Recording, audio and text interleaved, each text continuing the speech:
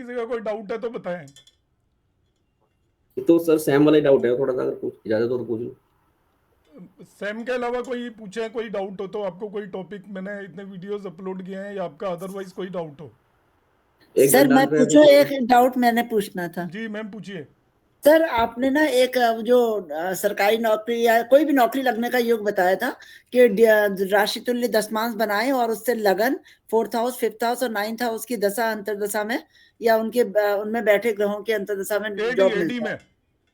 केवल एडी में? अच्छा। हाँ। सर ये फर्स्ट जॉब के लिए या बच्चे छोड़ते रहते हैं दोबारा ढूंढते हैं, उसमें नहीं, भी लागू होगा? बेसिकली आप ये मान के चलिए कि उसको जॉब जब छोड़ कुछ गैप है तो भी लग जाएगा ये, अच्छा। मगर चेंज पे नहीं लगेगा। चेंज पे नहीं रहेगा सर? नहीं, जैसे आपने एक जॉब कर रहे हो और आपने हाँ लगते हुए दूसरा चेंज करना है हाँ। तो फिर नहीं लगेगा। अच्छा, छोड़ करके लग जाएगा? हाँ मतलब जैसे आप खाली बैठे हुए हो, अच्छा तब। अच्छा। कुछ नहीं कर रहे हो, तो वो जो आपका जॉब है, वैसे फर्स्ट जॉब पे तो ये लगता है काफी ज्यादा केसेस में। हाँ और फर्स्ट पे तो लगा है सर, हाँ, लेकिन चेंज मैंने कहा पे तो जैसे नहीं बच्चे लगता उतना छोड़ते हैं, जल्दी। हाँ छोड़ने के बाद भी यही रूल रहेगा क्या? नहीं, छोड़ने के बाद फिर से चाहिए तो ये रहेगा, उनमें से कोई न कोई एडी होगी। अच्छा, एडी देखनी है ना, हाँ, एमडी नहीं? एमडी नहीं देखनी, एडी देखनी है। ठीक है। हाँ, परवीन जी आप क्या पूछ रहे थे? सर एक तो मैं सैम पे पूछना चाहता था, जैसे हमारे जो सॉफ्टवेयर में सैम आते हैं वो तो उसमें आते हैं ताजिक के वाले उसमें, और जो आपने ये बताया ये चार पांच ये अलग है, सब तो ये सॉफ्टवेयर में। जी। ये जो सैम है एक्चुअली क्या होता है, देखिए ताजिक वर्सफल के अंदर 45 टाइप के सैम होते हैं, जी सर। 45 तरीके के। और उन सैम जी। को हम वर्सफल कुंडलियों पर लगाते हैं। मगर जी सर। वर्सफल जो होता है, एक पर्टिकुलर पीरियड में आपको कोई भी इवेंट देखना है तो उसके लिए हम उसको यूटिलाइज करते हैं। मगर जी सर। वर्सफल के बेस पे कोई इवेंट होता नहीं है एक्चुअल में। ठीक है। जी सर। आप सोचो कि मैं वर्सफल कुंडली देख लूंगा और किसी व्यक्ति के बारे में प्रेडिक्शन दे दूंगा, तो वो बहुत बड़ी गलतफहमी है। वर्सफल के बेसिस पर कोई भी प्रेडिक्शन नहीं दी जा सकती। वर्सफल की जी। यूटिलिटी क्या है कि आप उस पर्सन की जन्म कुंडली लगाएं, उसकी प्रश्न कुंडली लगाएं, और उसके बाद आप वर्सफल कुंडली लगाएं कि आपकी उसकी जन्म कुंडली के अंदर कोई एक प्रॉमिस नजर आ रहा है, प्रश्न कुंडली के अंदर प्रॉमिस नजर आ रहा है, दोनों के अंदर नजर आ रहा है, और वो आपका promise with in this year नजर आ रहा है, एडी वगैरह उसकी लग रही है। अब आप वर्षफल कुंडली में लगाइए। तो वर्षफल कुंडली में ये सारे सेम के फॉर्मूले 45, मगर out of them only 5 same आपकी जन्म कुंडली पर भी उतने ही इक्वली सटीक बैठते हैं, जो मैंने अपने वीडियो में एक्सप्लेन किए हैं। बाकी नहीं बैठते। ओनली 5 सेम है, जो कि पाराशर जी ने खुद मेंशन किया है अलग अलग जगह पर। तो पाराशरी में वैदिक एस्ट्रोलॉजी में दो तरीके के सेम होते हैं। मैक्सिमम सेम वैदिक एस्ट्रोलॉजी में दो प्लेनेट के कॉम्बिनेशन से होते हैं। जैसे आपका विवाह सेम देखोगे तो लग्न लॉर्ड और सेवंथ लॉर्ड का कॉम्बिनेशन है, इसी तरीके से। मगर ये वाले सेम है, ये तीन प्लेनेट के कॉम्बिनेशन से हैं। इनमें मैक्सिमम के अंदर असेंडेंट, 8th हाउस का मिड पॉइंट, 11th हाउस का मिड पॉइंट, इन्हें हम यूटिलाइज करते हैं। क्योंकि जो आपका जैसे मृत्यु सेम है, तो मृत्यु सेम के अंदर आपका जो आयु भाव है 8th house, it becomes very important. तो उसका जो मध्य बिंदु है उसका बहुत इंपॉर्टेंट रोल है। बेसिकली ऐसा माना जाता है कि किसी भी प्लेनेट की दशा है, अंत जो भी दशा का प्लेनेट है, उसको आप 8th लॉर्ड की यदि दशा है, तो जिस समय पर भी 8th लॉर्ड की दशा हुई, उससे आपको उसको ट्रांजिट करा दीजिए नॉर्मल ट्रांजिट से। और वो जब नॉर्मल ट्रांजिट से उसके मध्य बिंदु पे जितने समय के बाद पहुंचेगा, उसकी दशा शुरू होने के बाद, उस समय पर उस व्यक्ति की डेथ हो सकती है। ये मतलब बहुत एडवांस लेवल के कॉम्बिनेशन है। मैं फिर से एक्सप्लेन करने की कोशिश करता हूं। सैम के केस में आपने मृत्यु सैम देखा होगा, वहां पर मैंने एक कॉम्बिनेशन लिया हुआ है, mid point of the 8th house. तो mid point of 8th house basically कैसे निकालते हैं, मैं एक एग्जांपल लेके इसको समझाता हूं, आपने क्वेश्चन रेज किया है तो।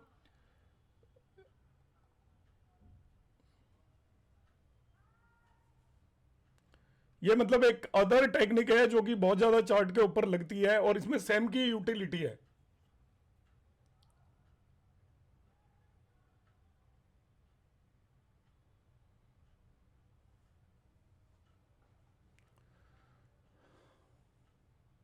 सर इसका वीडियो भी भेजेंगे आप क्लास में? हाँ, वो तो मैं अपलोड कर ही देता हूँ, जो ये क्लास होती है। ये तो जो कोई डाउट्स वगैरह आप पूछते हो तो मैं अपलोड कर देता हूँ ये।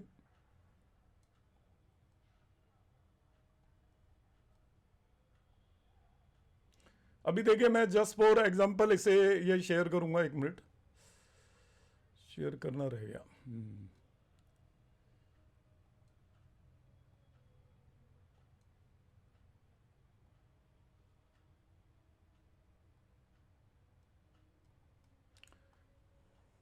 देखिए एक एग्जांपल है, मैं बता देता हूँ। ये एक मीनल समथिंग करके एक नेम है। ये यहाँ से है एक्चुअली, लखनऊ से। उनका बहुत बड़ा रिसर्च है लॉन्जिविटी पर, ओनली लॉन्जिविटी पर, मतलब उम्र पर उनके मुकाबले की किसी की रिसर्च नहीं है। तो ये इन्होंने ब्रैड पारासर होरासाथ के बेस पर रिसर्च की, और मैं ऐसी चीज़ें ढूंढता रहता हूँ और उसको मैं खुद भी प्रैक्टिस करता हूँ। यहाँ पर देखिए जैसे 8th हाउस है इस नेटिव का, इसका जो मिड पॉइंट होगा ना वो असेंडेंट की डिग्री होगी 25.15। तो that is also the mid point of the 8th house. Accurate आप कैलकुलेट कर सकते हो, मगर उतनी जरूरत नहीं होती, अप्रोक्सीमेटली 25.15 पर है। अब ये क्या कहता है, इसकी जब 8th लॉर्ड की दशा शुरू होगी, अष्टमेश की या इसकी सप्तमेश की दशा शुरू होगी, या वो सेकंड लॉर्ड की होगी।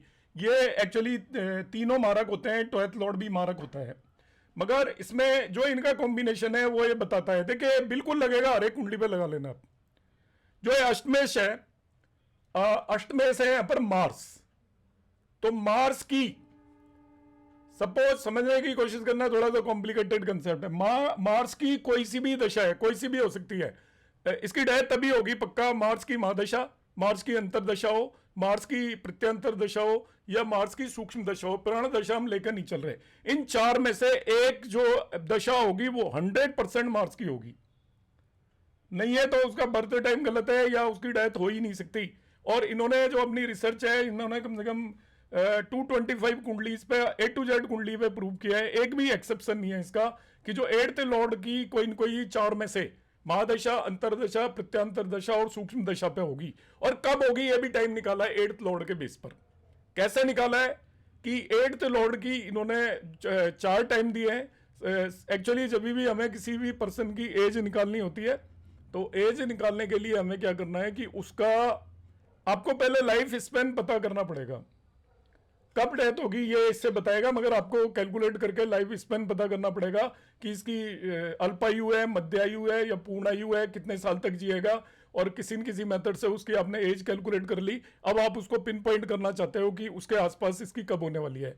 तो इन्होंने क्या सूत्र दिया कि जैसे सपोज यहाँ पर मार्स हो गया 8th लॉर्ड, तो मार्स की दशा जब भी शुरू हुई, 7 साल की दशा होती है, तो उसको एक 30 डिग्री इक्वल टू 7 ईयर मान लो आप। 30 डिग्री यहां पर मार्स जैसे एंटर हुआ तो 30 डिग्री यहां तक पूरी करेगा। तो एक तरीके से उसकी जो दशा 7 साल की होती है, और पर डिग्री उसको आप ऐसे मान लीजिए कि 30 डिग्री मार्स चलता है जब 7 साल की दशा होती है, ऐसा हम निकालेंगे। तो 1 डिग्री मार्स चलेगा तो 7/30 ईयर्स हो जाएगा, 7/30 ईयर। वैसे भी लिख के बता दूंगा। तो 25.15 पर जब भी पहुंचेगा मार्स, उसी दिन इस व्यक्ति की वो हो जाएगी डेथ। मैं देखिए एग्जांपल से समझाता हूं, वैसे थोड़ा कॉम्प्लिकेटेड हो जाएगा। अंतर दशा में भी ये यूज करना है और प्रत्यांतर दशा में भी ये यूज करना है। कि सपोज मार्स की महादशा, या एग्जांपल के लिए मैं मार्स की महादशा ले लेता हूं कि मार्स 8th लॉर्ड है। अब हमने देखना है कि 8th लॉर्ड मार्स है, तो इसकी जो पर्सन की डेथ होगी सर्टेनली, या तो मार्स की MDO या मार्स की ADO, सॉरी MDO मार्स की, या मार्स की ADO, या मार्स की PDO, और या मार्स की SDO। ये बहुत जबरदस्त सूत्र है, देखिए।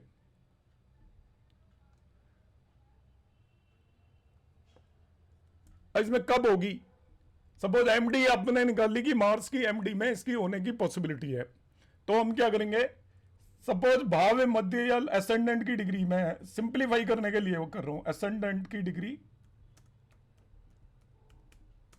सपोज इसकी 15 डिग्री है,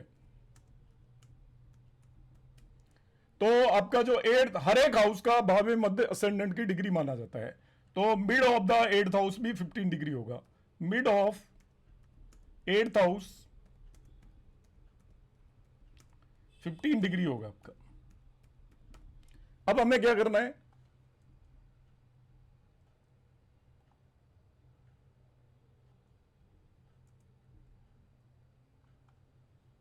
mid of the 8th house, एक minute, mid of 8th house भी 15 डिग्री हो गया आपका। इसका मतलब क्या करना है आपको, जब ये मार्स पूरा 30 डिग्री चलता है तो जो दशा पीरियड आता है 7 ईयर। अब ये मिड है, मतलब 15 डिग्री है, इसका मतलब 15 डिग्री चलने पर इसका दशा पीरियड हो जाएगा आपका 3.5 ईयर। जब भी वो सॉरी 3.5 ईयर, 3.5 ईयर होते ही, जिस दिन भी 3.5 ईयर मार्स की दशा में होंगे उस दिन इस व्यक्ति की डेथ हो जाएगी, यदि एमडी के अंदर होनी है। एक भी दिन आगे पीछे नहीं होगा, सेम डे हो जाएगी।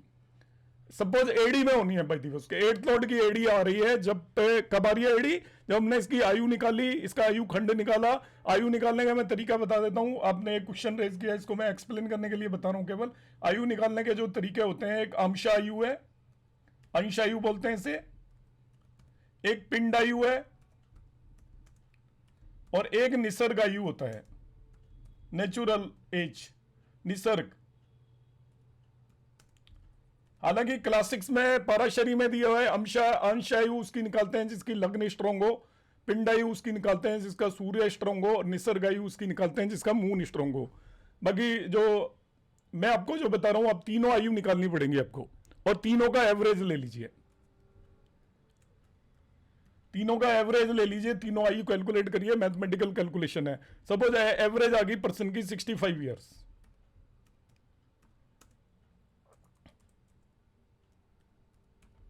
65 ईयर में इसकी डेथ होगी इसके हिसाब से। अब 65th ईयर में कब होगी, उसका सिंपल मेथड है, 65 ईयर के आसपास इसके 8th लॉर्ड की जब भी एमडी एडी पीडी या एसडी आएगी, उस पर्टिकुलर समय पर इसकी डेथ होगी। जो भी आ रहा होगा इसमें, एमडी एडी पीडी एसडी जो भी आ रहा होगा उस समय पर होगी। और उसको निकालने का तरीका, सपोज इसकी मार्स की एमडी चल रही है उस समय पर, तो एमडी में जब ये आपका 15 डिग्री पर पहुंच जाएगा, 8th हाउस के मिड पॉइंट पे पहुंचेगा मार्स, मतलब इसकी एमडी के 3.5 ईयर के बाद इसकी पक्का डेथ हो जाएगी। सपोज एडी चल रही होती तो हमें देखना पड़ेगा एडी का पीरियड कितना है, तो उसका हम हाफ कर देंगे। जब हाफ एडी कंप्लीट होगी, मतलब जो भी चल रही है एडी एमडी या पीडी, थोड़ा समझाने में लिटिल बिट कॉम्प्लिकेटेड है, स्टिल मैं ट्राई कर रहा हूं कि सपोज इसकी एमडी 4 मंथ की थी या 5 मंथ की थी, किसी की भी महादशा के अंदर इसकी एडी 5 मंथ की आ गई मार्स की, तो सपोज भाव में मध्य 15 डिग्री पर है, तो इसके आधे समय पर 2.5 मंथ जब इसकी एडी क्रॉस होगी, उस समय पर इस व्यक्ति की उसी दिन डेथ हो जाएगी। इसको मृत्यु सैम यूटिलाइजेशन है। फर्दर सपोज इसकी ये मान के चलिए कि हम 10 डिग्री पर था, सपोज 10 डिग्री है भाव मध्य, तो ये मान लीजिए कि इसकी जो महादशा चल रही है तो उसका 1/3 कंप्लीट होने पर डेथ हो जाएगी। 10 डिग्री 30 डिग्री का 1/3 होती है। एडी चल रही है तो उसका 1/3 होने पर कौन सी दशा उस समय पर चल रही है जो एज आपने फाइंड आउट की है। तो ये सारी चीजें, ये सब बृहद पारसर होरा शास्त्र के ही पार्ट है, एवरीथिंग। तो इसमें क्या है कि जितने भी ये सैम मैंने आपको बताए हैं, भाग्य सैम ये अभी आप में से केपी एस्ट्रोलॉजी में बहुत सारे हैं, उसको कृष्णा मूर्ति जी ने यूज किया है, जिसे फॉर्च्यूनर बोलते हैं। मैं कमिंग क्लासेस में जो आप में से हैं उन्हें मैं कराऊंगा, उन्हें पता चल जाएगा। ये तो मैंने भाग्य सैम ही करा दिया, मगर वो भाग्य सैम जो फॉर्च्यूनर है उसके अंदर थोड़ा सा कैलकुलेशन का मेथड वही है, डिफरेंट है वो सेम। जैसे मैंने भाग्य सैम बताया था आपको, डे टाइम में मैंने निकाला था, उसमें आपको मून में से सन को सब्ट्रैक्ट करना है, असेंडेंट को ऐड करना है, और नाइट टाइम में आपको सन में से मून को सब्ट्रैक्ट करना है और असेंडेंट को ऐड करना है। और हम इसके बाद देखते हैं, हम मूव करते हैं जो सब्ट्रैक्ट किया है उससे लेकर, लाइक आप फॉर्मूला यूज कर रहे हो मून माइनस असेंडेंट, वो मून माइनस सन प्लस असेंडेंट यूज कर रहे हो, तब हम क्या करते हैं, सन से मून की तरफ मूव करेंगे, बीच में यदि असेंडेंट आ जाता है तो यही आपका भाग्य बिंदु आ गया। इसे कृष्णा मूर्ति जी फॉर्च्यूना बोलते हैं।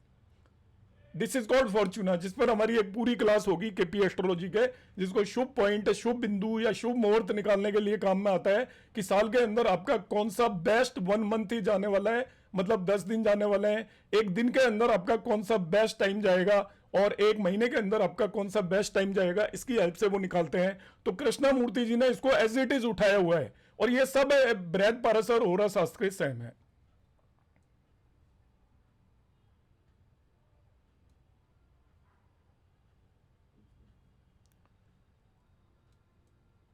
और कोई डाउट हो तो बोलिए प्रवीण जी। जी जी सर, छोटे छोटे दो हो रहे हैं। हाँ। ये तो जैसे हमने गंडांत की बात करते हैं तो हमने मूल में देख लिया बच्चा पैदा हो, अगर लगन गंडांत में हो तो उसमें उसमें कितना ज्यादा फर्क पड़ता है सर? उसमें कुछ ध्यान लगन देने की जरूरत है गंडांत क्या? ओवरऑल नेगेटिव है बहुत ज्यादा। देखो गंडांत का कंसेप्ट क्या है, तो आपने यदि वीडियो देखा होगा तो मैं फिर से रिपीट कर देता हूं। बेसिकली यहाँ पर दो एक्सट्रीम कैंसिलिंग एनर्जीज एक्ट करती हैं, right sir. Water and fire. तो वो डेस्ट्रॉय मतलब जिसको बोलते हैं ना डिस्ट्रक्टिव पावर है, शिव जी का स्थान है यहाँ पर। शिव जी विराजमान है इस जगह पर, और वो अपनी क्रोधित अवस्था में विराजमान है शिव जी, जो एक तरीके से उन्होंने पॉइजन लिया हुआ है और उसको वो शांत करने की स्थिति में है। तो सबसे क्रोधित अवस्था गंडांत होती है शिव जी की। तो जब गंडांत अवस्था में शिव जी बैठे हुए हैं, और मतलब वो शिव जी आपका डिस्ट्रक्शन को रिप्रेजेंट करते हैं एक्चुअल में, तो ये सबसे डिस्ट्रक्टिव पावर है। मगर ये ध्यान रखिएगा, जो गॉड है, God mean generator, organiser and destructor. Destructor के जस्ट बाद आपका जनरेटर आता है। और यहां पर क्या होता है कि एक चीज का अंत है, पतन है या एंड होना सर्टेन है जब भी गंडांत की कंडीशन आएगी। Fire sign and water sign combine हो रहे हैं, फायर वाटर का कॉम्बिनेशन ऑलवेज अंत है। जो मैंने वहां पर भी बताया है, जिन्होंने वीडियो देखा होगा उन्हें पता होगा कि हम जो बॉर्न होते हैं, हम फायर के थ्रू बॉर्न होते हैं, दैट इज जनरेशन, ब्रह्मा। और हम जब हमारा अंत होता है तो अंत होकर महाकाल अंत करता है, जिसे हम शिव जी भी बोलते हैं। तो महाकाल आपका अंत करता है वो, और अंत के बाद आपकी हमारी अस्थियों को पानी के अंदर बहा दिया जाता है। तो किसी भी चीज का अंत वाटर के अंदर होता है। तो ये दो एक्सट्रीम लेवल की एनर्जी है, फायर एंड वाटर। जब भी ये दोनों कंबाइन होंगी तो पानी या तो आग को बुझा देगा या आग पानी को वेपराइज कर देगी, दोनों डिस्ट्रॉय होंगी, जिसकी भी इंटेंसिटी ज्यादा होगी। तो जब भी गंडांत आपकी चाहे लग्न हो, गंडांत चाहे आपका नक्षत्र हो, गंडांत की आपकी जब भी डिग्री हो, तो वो एक्सट्रीम किस्म का डिस्ट्रक्शन वहां पे होना सर्टेन है। अब आप उस डिस्ट्रक्शन को यदि आप वो कर जाते हो, झेल जाते हो, तो आपके इसके बाद जनरेशन होना है। तो गंडांत पर जिन लोगों का जन्म होता है वो उनके अंदर एक्सट्रीम लेवल की एनर्जी होती है, एक्सट्रीम जिसे बोलते हैं। या तो वो क्रोध होगा, गुस्सा होगा, तो एक्सट्रीम लेवल का गुस्सा होगा। और यदि उनके अंदर इंटेलिजेंस होगी तो उनके मुकाबले का कोई इंटेलिजेंट पर्सन नहीं होगा। वो जो ठान लेंगे, चाहे नेगेटिव कुछ ठान लेंगे तो भी कर मानेंगे, उनको कोई नहीं रोक सकता। और पॉजिटिव ठान लेंगे तो भी करके मानेंगे, उनको कोई नहीं रोक सकता। गंडांत वाले वो व्यक्ति होते हैं कि जो लग्न गंडांत की बात कर रहा हूं मैं, इट्स वेरी नेगेटिव। नेगेटिव इसलिए है कि डिस्ट्रक्शन पहले होना है आपको। शिव जी वहां पर विराजमान है और उस डिस्ट्रक्शन से वो फाइट से लड़कर निकल के आ जाता है। देखिए मैं आपको बता रहा हूं, प्रोजेनी से रिलेटेड है। इन जनरल जो पहले चाइल्ड बर्थ हुआ करती थी, नॉर्मल डिलीवरी होती थी, आजकल caesarean operation is very common. Normal delivery में क्या होता था, जो बच्चा बॉर्न होता था वो खुद स्ट्रगल करता था बॉर्न होने के लिए। नेचुरल प्रोसेस से जब बॉर्न होता था तो वो स्ट्रगल करता था, तो वो फिजिकली मोर हेल्दी होता था और उसके अंदर जो भी डिजीज और बीमारियों से लड़ने की ज्यादा ताकत होती थी। और आप अपने भी ऑब्जर्व कर सकते हो। मगर जो सिजेरियन होता है वो उसने स्ट्रगल नहीं की होती, वो सीधा आप वो कट लगाते हैं और निकाल देते हैं, और उसने कोई स्ट्रगल नहीं की हुई है। तो जो आपके सिजेरियन जितने भी बच्चे बॉर्न होते हैं और नेचुरल के कंपैरिजन में आपने देखा होगा उनको डिजीज जल्दी से पकड़ती है। मेंटली भी वो रिलेटिवली वीक होते हैं, फिजिकली भी वो रिलेटिवली वीक होते हैं। मैं ऐसा नहीं कह रहा कि हर एक केस में ऐसा होता है, इन जनरल ये देखा गया है। अब उसका रीजन क्या है कि जो गंडांत में बॉर्न होता है वो पहले ही डिस्ट्रक्टिव नेगेटिव एनर्जी के रीजन के अंदर बॉर्न हुआ। यदि वो सर्वाइव कर जाता है, उसका सर्वाइवल डिफिकल्ट है। अर्लियर टाइम में ऐसा माना जाता था कि गंडांत में बॉर्न हुआ है तो मदर के लिए खराब होगा, फादर के लिए खराब होगा, सेल्फ के लिए खराब होगा। अब खराब का मतलब वो कैरी करता है डिस्ट्रक्टिव एनर्जी। महाकाल की गोद में बैठा हुआ है वो। महाकाल इस मीन्स वो डिस्ट्रक्टिव एनर्जी है। यदि वहां से वो सर्वाइव कर जाता है तो वो आपका कंस्ट्रक्टिव एनर्जी जनरेशन में जाएगा और उसके अंदर जो पावर होगी, क्योंकि वो सब चीजों से लड़के निकल के आया एक तरीके से। जो पर्सन स्ट्रगल करके निकल के आता है तो उसकी जो सक्सेस होती है बहुत हाई लेवल की सक्सेस होती है। तो गंडांत हर तरीके का, लग्न गंडांत होता है आपका फायर तत्व की राशियां और जल तत्व की राशियां जहां पर भी मिलती हैं उसको बोलते हैं संधि। जैसे आपका जहां 12 साइन खत्म होता है वो जल तत्व की राशि है और जहां 1 साइन शुरू होता है वो फायर तत्व की राशि है। तो वो जो संधि होती है दोनों के बीच में जी, वो एक घटी का मानकर चलते हैं।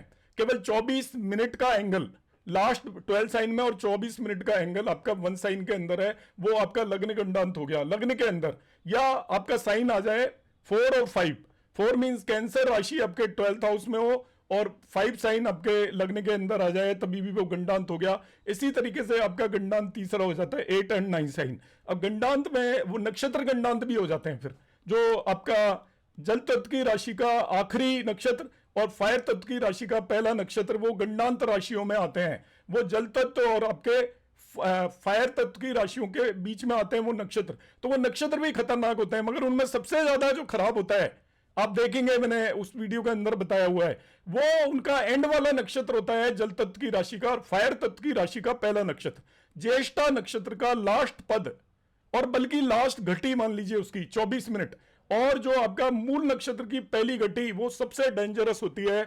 ऐसा जो पर्सन जो बॉर्न होगा उसको मूल नक्षत्र में, गंडमूल नक्षत्र 6 होते हैं, मूल नक्षत्र में जो बॉर्न होता है उसका आपका जो एक्सट्रीम लेवल की इंटेंसिटी होगी उसकी हर चीज के अंदर, तूफान मचा देगा, घर के अंदर तोड़ फोड़ मचा देगा, उसको गुस्सा आएगा। तो यदि वो प्लेयर हो गया तो विवियन रिचर्ड टाइप होगा, चौके छक्कों से कम बात नहीं करेगा। आज के टाइम पे तो सभी मारते हैं, मगर वो ऐसे समय पर होगा कि वो आपका खड़ा खड़ा वहां से बॉल को बाउंड्री से बाहर पहुंचा देगा। इतनी इंटेंसिटी होगी, इतनी पावर होगी, माइक टाइसन टाइप का बॉक्सर होगा, इस तरीके का उसके अंदर हायर लेवल की एनर्जी होगी। ये है जो नक्षत्र गंडांत में ज्येष्ठा नक्षत्र के लास्ट घटी में या मूल नक्षत्र की पहली घटी में जो लोग बॉर्न होते हैं। ऐसे ही राशि गंडांत भी होता है।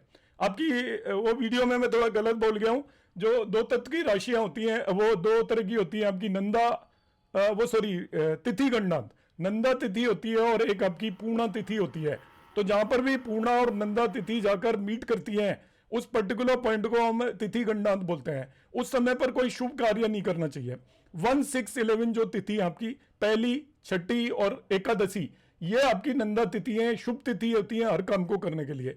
मगर जब 5, 10, 15 है, ये आपकी पूर्णा तिथि है, ये शुभ नहीं मानी जाती। तो जहां पर आपकी पूर्णा तिथि खत्म होती है 15, वहीं से नंदा तिथि 1 शुरू होती है। तो पूर्णा तिथि की लास्ट एक घटी 24 मिनट और आपकी नंदा तिथि की पहली एक घटी 24 मिनट, इसको किसी भी शुभ कार्य में नहीं यूज करना चाहिए। ऐसे ही आपका दूसरी पूर्णा तिथि आती है 5 और नंदा तिथि आती है 6। तो पंचमी की लास्ट 24 मिनट और षष्टमी की पहली 24 मिनट किसी भी शुभ कार्य के लिए यूज नहीं करनी चाहिए। फिर आपकी पूर्णा तिथि आती है दशमी और आपकी नंदा तिथि आती है एकादशी। तो दशमी की लास्ट 24 मिनट और एकादशी की पहली 24 मिनट पर कोई भी शुभ कार्य नहीं करना चाहिए। यह ओवरऑल गंडांत का कंसेप्ट है, जो मैंने आपको इसका एक्चुअल मीनिंग भी बताया है। ये महाकाल की जगह है, शिव जी की जगह, और क्रोधित शिव जी इस जगह पर बैठे हुए हैं, आप ऐसा मानकर चलें।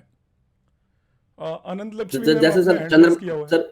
सर छोटा सा रह गया अभी। हाँ, जैसे चंद्रमा में तो हम 27 दिन बाद वो सेम नक्षत्र में आया तो करवाते हैं, अगर लगन गंडांत में है तो उसमें नहीं, क्या वो करना उसकी चाहिए? कोई शुद्धि नहीं होती। और सर एक छोटा सा क्वेश्चन ये, जैसे आपने नया कंसेप्ट बताया कि क्रियामान क्रम को देखने के लिए फिर हम लगन चार्ट के साथ साथ प्रश्न कुंडली को भी देखें, तो उनको दोनों को एमलगेट कैसे करना है, मतलब को कंबाइन कैसे करना है? अमलगमेशन बहुत इजी है आपका। आप प्रॉमिस चेक कर लीजिए, जन्म कुंडली में है आपकी में, और प्रश्न कुंडली जी भी वो प्रॉमिस बता रही है। नॉर्मल कुंडली की तरह देखिए उसको आप, राइट सर। और दोनों में प्रॉमिस है, इंटरसेक्शन हो रहा है तो वो इवेंट सर्टेनली होगा। एक मिनट। अच्छा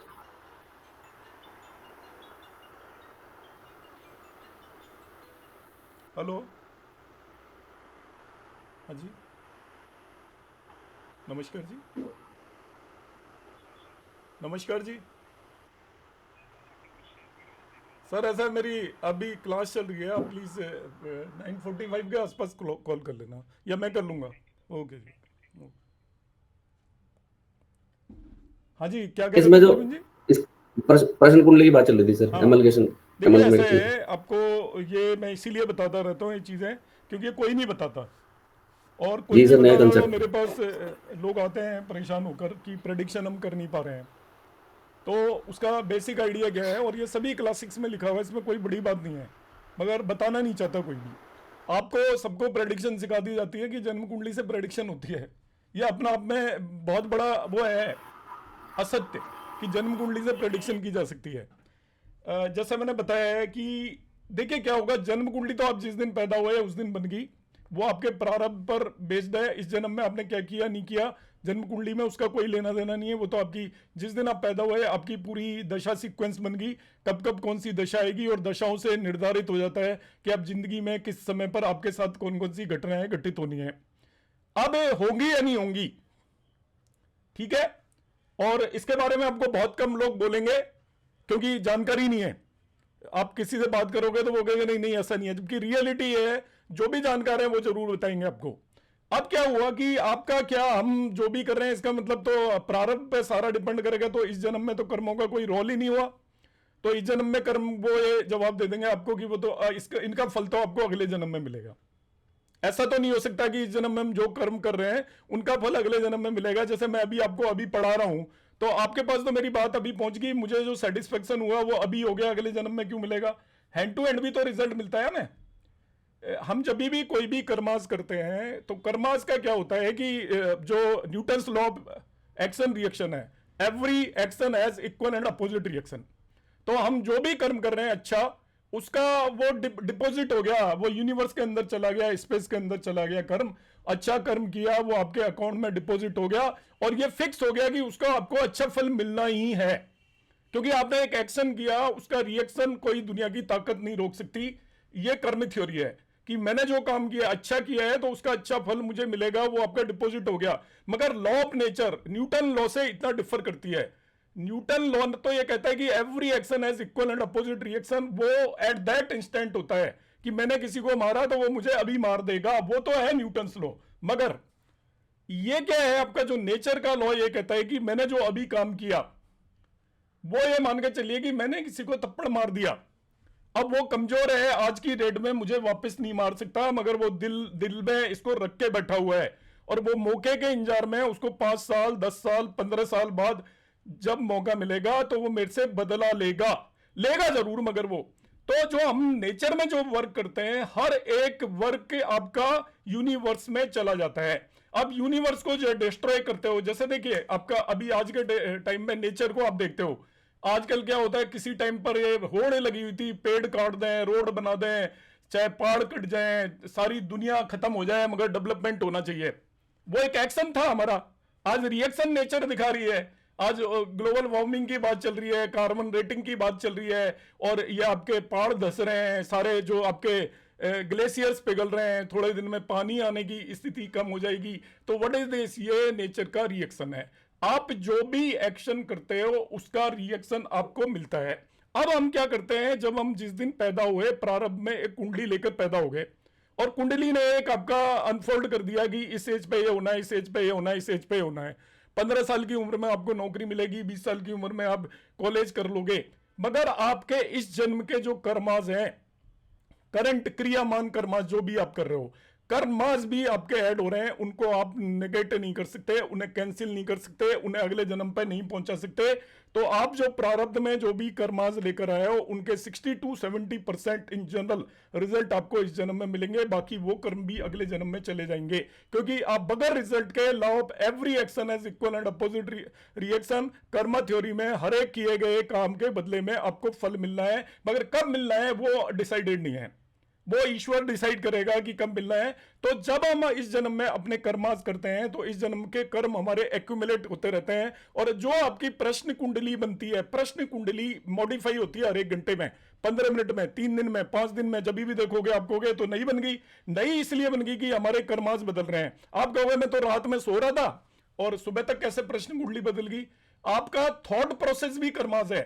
मैं किसी के लिए बुरा सोच रहा हूं, कर नहीं पा रहा, तो इसका मतलब थोड़ी मेरा कर्म ठीक नहीं है। मैं प्लान बना रहा हूं किसी को चीट करने का, रात में बैठ के 10 मिनट भी मैंने सोच लिया, किसी का बुरा सोच रहा हूं, किसी का अच्छा सोच रहा हूं, मैं किसी का अच्छा करने की सोच रहा हूं, मैं प्लान बना रहा हूं कि उस व्यक्ति को एक परेशानी है, वो बेचारे की कैसे ठीक कर सकता हूं, मैं क्या उसकी मदद कर सकता हूं। तो आपके कर्मास मॉडिफाई हो रहे हैं लगातार, एवरी मोमेंट आपकी बॉडी मॉडिफाई हो रही है, आपके शरीर के अंदर टिश्यूज बन रहे हैं, आपकी सेल्स बन रही हैं, डिस्ट्रॉय हो रही हैं। विद इन 7 ईयर आप एक बिल्कुल नए पर्सन बन जाते हो, आपकी थॉट प्रोसेस बदल जाती है। जो एक 15 16 17 साल का बच्चा होता है उसको माँ सबसे बढ़िया लगती है, पिताजी सबसे बड़े लगते हैं। जैसे ही वो यंग एज में आता है, 30 साल का हो गया तो उसको वाइफ अच्छी लगेगी, इसके बाद वो 35 साल का हो गया तो उसको वाइफ से ज्यादा अच्छे बच्चे लगने लग जाएंगे, माँ बाप पीछे छूट जाएंगे। आप ही पर्सन, एक ही सेम पर्सन है, उसका थॉट प्रोसेस बदलता जा रहा है।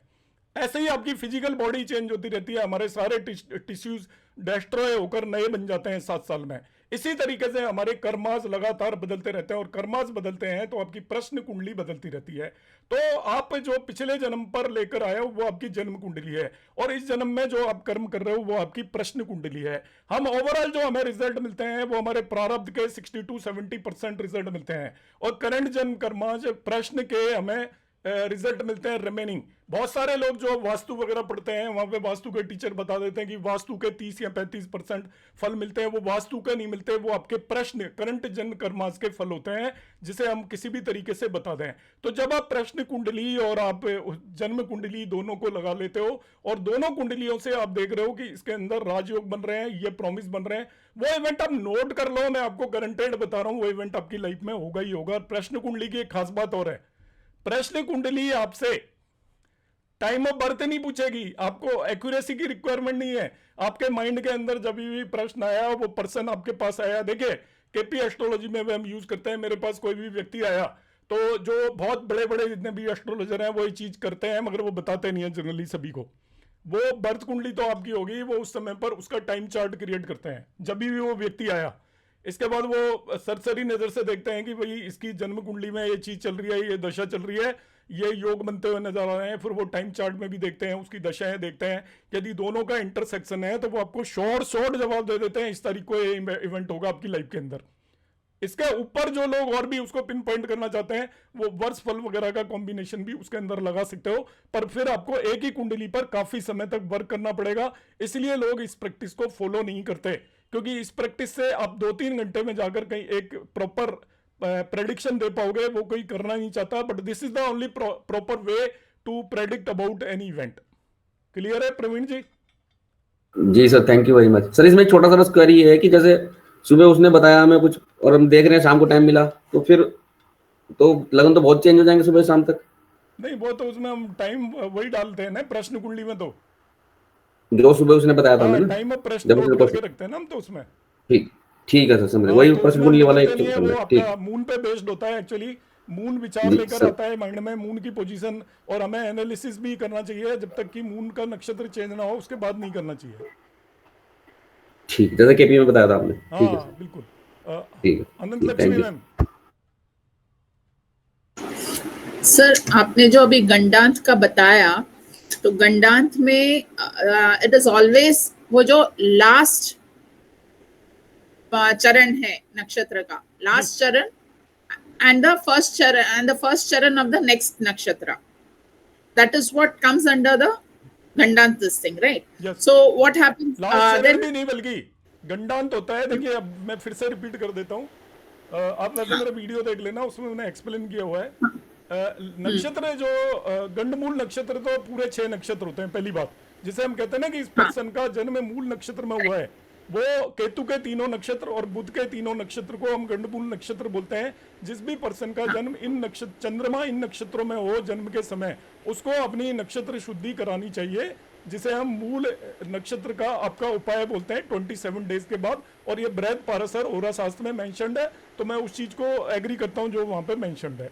अब एक्चुअल में जो गंडांत होता है नक्षत्र का, वो आपका जल तत्व की राशि का जो नक्षत्र है आखिरी वाला, जैसे रेवती, उसकी लास्ट 2 घटी, और अगला जो है आपका अग्नि तत्व की राशि का अश्विन, उसकी पहली 2 घटी, वो एक्चुअल में गंडांत है। but then 48 minute. हाँ, but then the entire नक्षत्र ये लोग गंडमूल नक्षत्र करके मान के चलते हैं, right? Yes yes yes.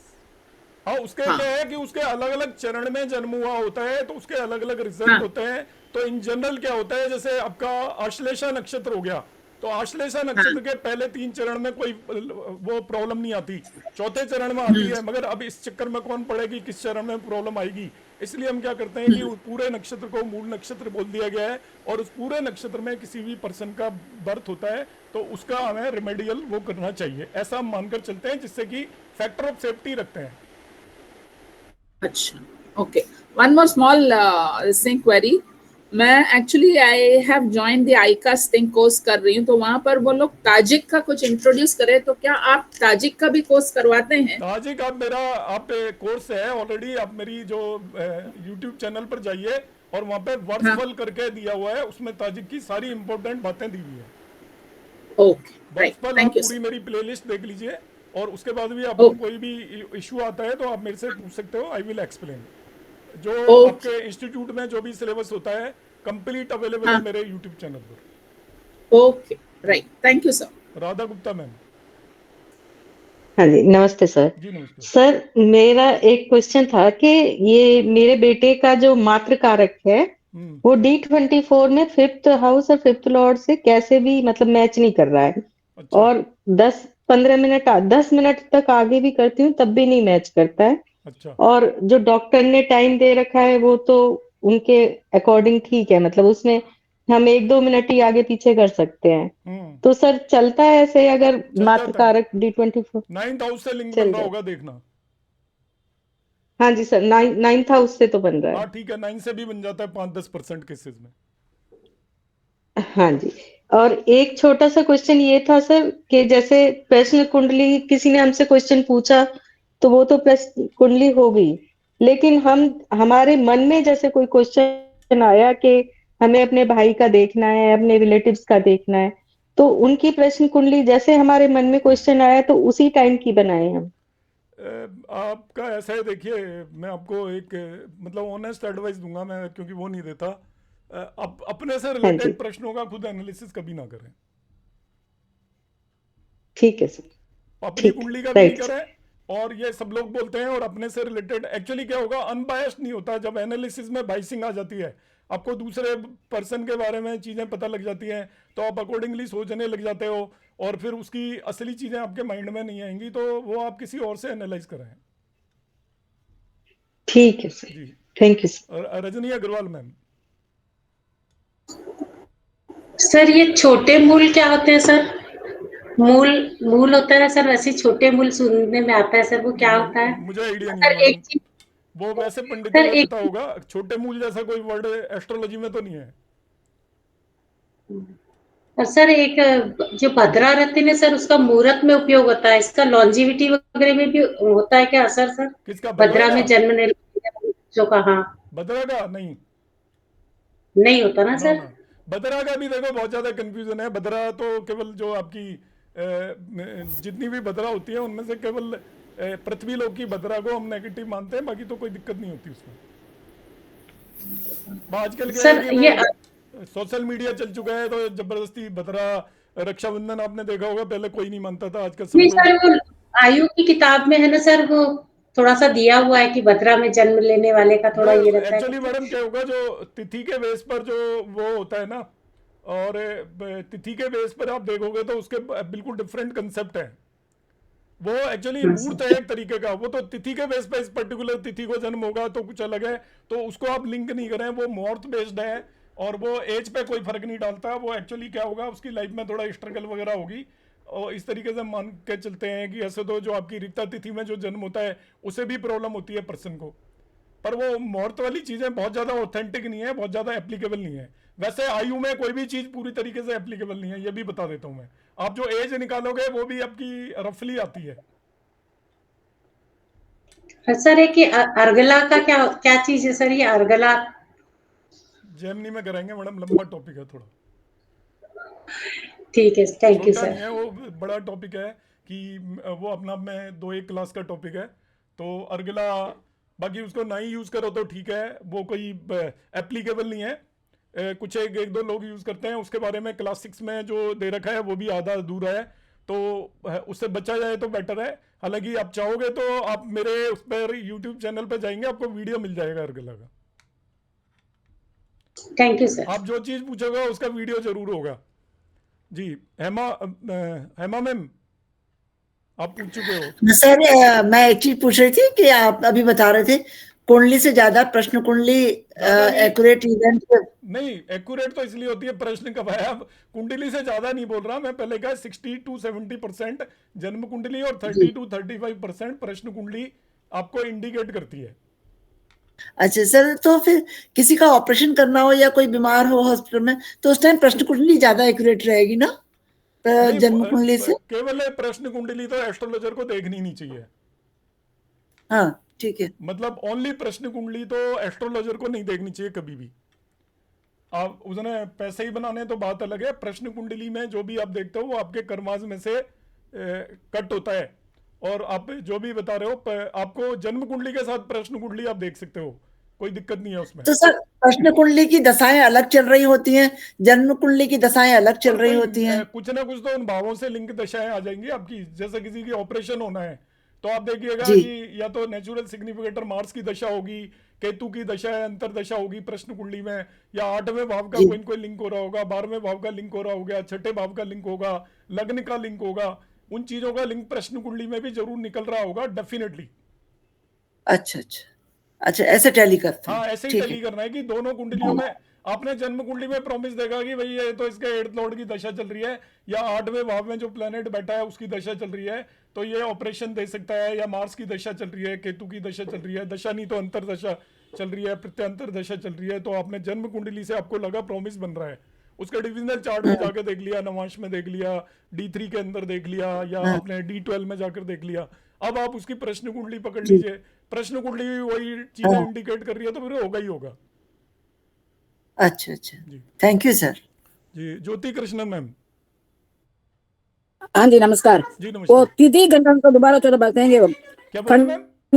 पंचमी तो तिथि घंटांतर ना, हाँ, और पंचमी षष्ठी 24 डिग्रीज, दशमी एकादशी डिग्री 24 डिग्रीज, मिनट लास्ट। हाँ सॉरी 24 मिनट्स, पंचमी षष्ठी 24 मिनट्स, हाँ। दशमी एकादशी 24 मिनट्स, और एक 15 एंड फर्स्ट। अच्छा okay, thank you. Yes, Vishal ji. Sir नमस्कार। जी नमस्कार जी। सर मेरा सर ये कहना था कि प्रश्न कुंडली और जन्म कुंडली के अलावा during the answering the question क्या हमको केपी का यूज नहीं करना चाहिए? नहीं, along with the actually same. वो एक अलग चीज है। आपको केपी आती है तो केपी यूटिलाइज करो, पर ये एक्चुअली हम वैदिक बेस पे बात कर रहे हैं, तो केपी का यूटिलाइजेशन डिफरेंट है। मतलब आपको यदि वैदिक से यदि इवेंट समझ में नहीं आ रहा है, और जनरली आता भी नहीं है, मतलब सब लोगों ने किया होगा, उन्हें पता लग गया होगा इतना, जो लोग कर चुके हैं, रिसर्च भी जो कर रहे हैं, और मैं बहुत लोगों को जानता हूँ। वैदिक में कई बार क्या होती है, चीज़ें बहुत ज़्यादा क्लियर नहीं होती, तो यदि आपको तब केपी आती है या भृगुनंदी नाड़ी आती है तो उसको आप यूटिलाइज कर लीजिए, इससे एक्स्ट्रा टूल विद यू, और इनसे मिलकर आप उसमें बहुत ज़्यादा एक्यूरेटली आपको समझ में आएंगी चीज़ें कि भाई ये केपी से भी प्रॉमिस नज़र आ रहा है। अब आप उसको क्या करेंगे, असर्टेन कर देंगे। मतलब जितना ज़्यादा आप जानते हो उतनी ज़्यादा आपकी एक्यूरेसी बढ़ जाएगी।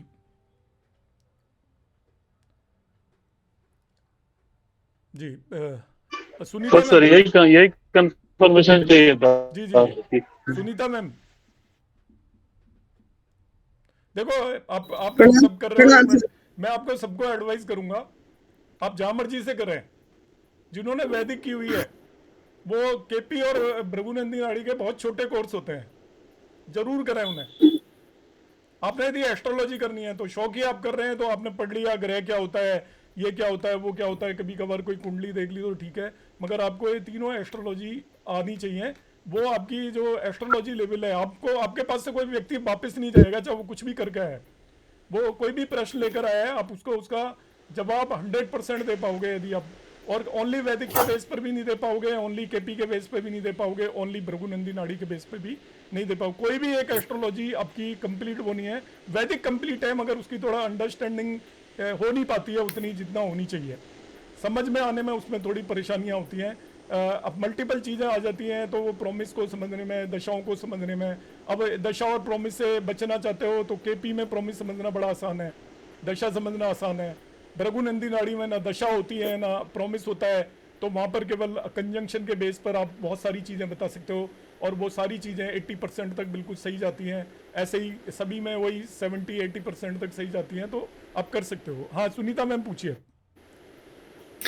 सर जैसे आपने बताया कि वो गंडमूल में जैसे होते हैं, जैसे वृश्चिक राशि में चंद्रमा है और लास्ट चरण है, तो वो मूल में और गंडांत में भी हो गया है ना। जी जी। तो गंडांत में वो जो बुध के उसमें लास्ट एक डिग्री में वो गंडांत में चला गया। हाँ। तो वो उस एक डिग्री में वो उस पूरी डिग्री में वो कितने उस पे अंश पे होगा?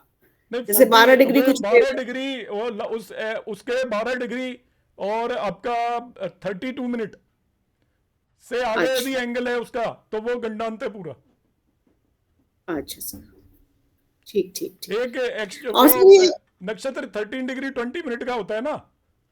जी जी जी। तो 12 डिग्री 32 अच्छा। मिनट के बाद वो गंडांत है, वो एक्सट्रीम लेवल का गंडांत है 8 साइन में। अच्छा, ठीक है जी मोनिका मैम। और सर एक और है, ये जो आप केपी में प्रश्न कुंडली कराएंगे? करेंगे जी सर, करेंगे। Thank you sir. Okay Monika ma'am. नमस्ते सर। जी नमस्कार मैम। नमस्कार सर। जी नमस्कार। सर आपने जैसे जन्म बताया नक्षत्र गंडांत में की प्रॉब्लम देता है या जो भी मतलब स्ट्रगल रहता है, अगर कोई प्लैनेट है नक्षत्र गंडांत पे तो उसका भी ऐसे रहेगा?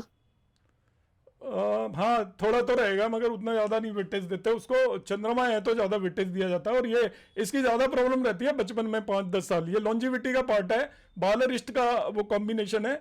अर्लियर वो 7-8 साल जो मैंने बताया है, डेस्ट्रॉयर शिवजी बैठे हुए हैं उनसे निकल के चले जाते हो, तो आगे फिर इसका वैसे नेगेटिव असर काफी हद तक रिड्यूस हो जाता है। प्लेनेट भी यदि गंडांत में है तो वो थोड़ा तो नेगेटिव है ही। सर मोस्टली नक्षत्र गंडांत में है प्लैनेट। आपके जी। तो हस्बैंड तो डरते होंगे? नहीं तो गुस्सा कैसा है बताओ? मेरा हाँ मेरा तो नहीं है पर हस्बैंड का है। अच्छा चलो उल्टा हो गया उनके गंडांत में होने चाहिए थे। अनीता मैम। हाँ अनीता मैम। जी सर, नमस्कार सर। जी नमस्कार सर मेरे सहम को लेके क्वेश्चन है सर। सर जैसे किसी का जॉब सहम कन्या लगन में ही आ रहा हो और राहु केतु एक्सिस में हो, और 7वें भाव में राहु के साथ गुरु भी हो, और सिर्फ गुरु ही दृष्ट कर रहा हो उसको, और राहु भी कर रहा है, तो राहु केतु एक्सिस में होने से फिर उसका रिजल्ट कैसे प्रेडिक्ट करेंगे उसको? प्रेडिक्ट मतलब कंबाइंड रिजल्ट आएंगे, और क्या ये करोगे आप? कुछ ऐसे फील्ड में हो सकता है वो पर्सन जो अनकन्वेंशनल फील्ड में जॉब कर सकता है, फिर जुपिटर उसको प्रोटेक्ट कर रहा है, तो पॉजिटिव और नेगेटिव इन्फ्लुएंस हो गए तो स्ट्रगल भी होंगी, उनसे रिकवर भी कर जाएगा। जी सर। प्लस माइनस दोनों चीजें होंगी उसके अंदर, कोई मतलब स्मूथली नहीं होगा और बहुत ज्यादा ऐसा भी नहीं होगा कि जॉब भी चला गया, क्योंकि जुपिटर का एस्पेक्ट है तो नौकरी से हमको जुपिटर देख रहा है तो वो पॉजिटिव हो गया। राहु केतु एक्सिस है तो Rahu Ketu axis generally unconventional चीजों को इंडिकेट करता है। जी जी। हाँ, और सर सहम को लेके एक और क्वेश्चन है, जैसे वृश्चिक लगन है और उसके 6th 6ठे भाव में जॉब सहम आ रहा हो, और रेट्रो शनि 12th में है, 12th भाव में है जो उच्च का है, और वो उसको दृष्ट कर रहा है। कौन सी लगन बताई आपने? स्कॉर्पियो? हाँ जी, स्कॉर्पियो लगन। तो उच्च का 12th हाउस में सैटर्न हो गया।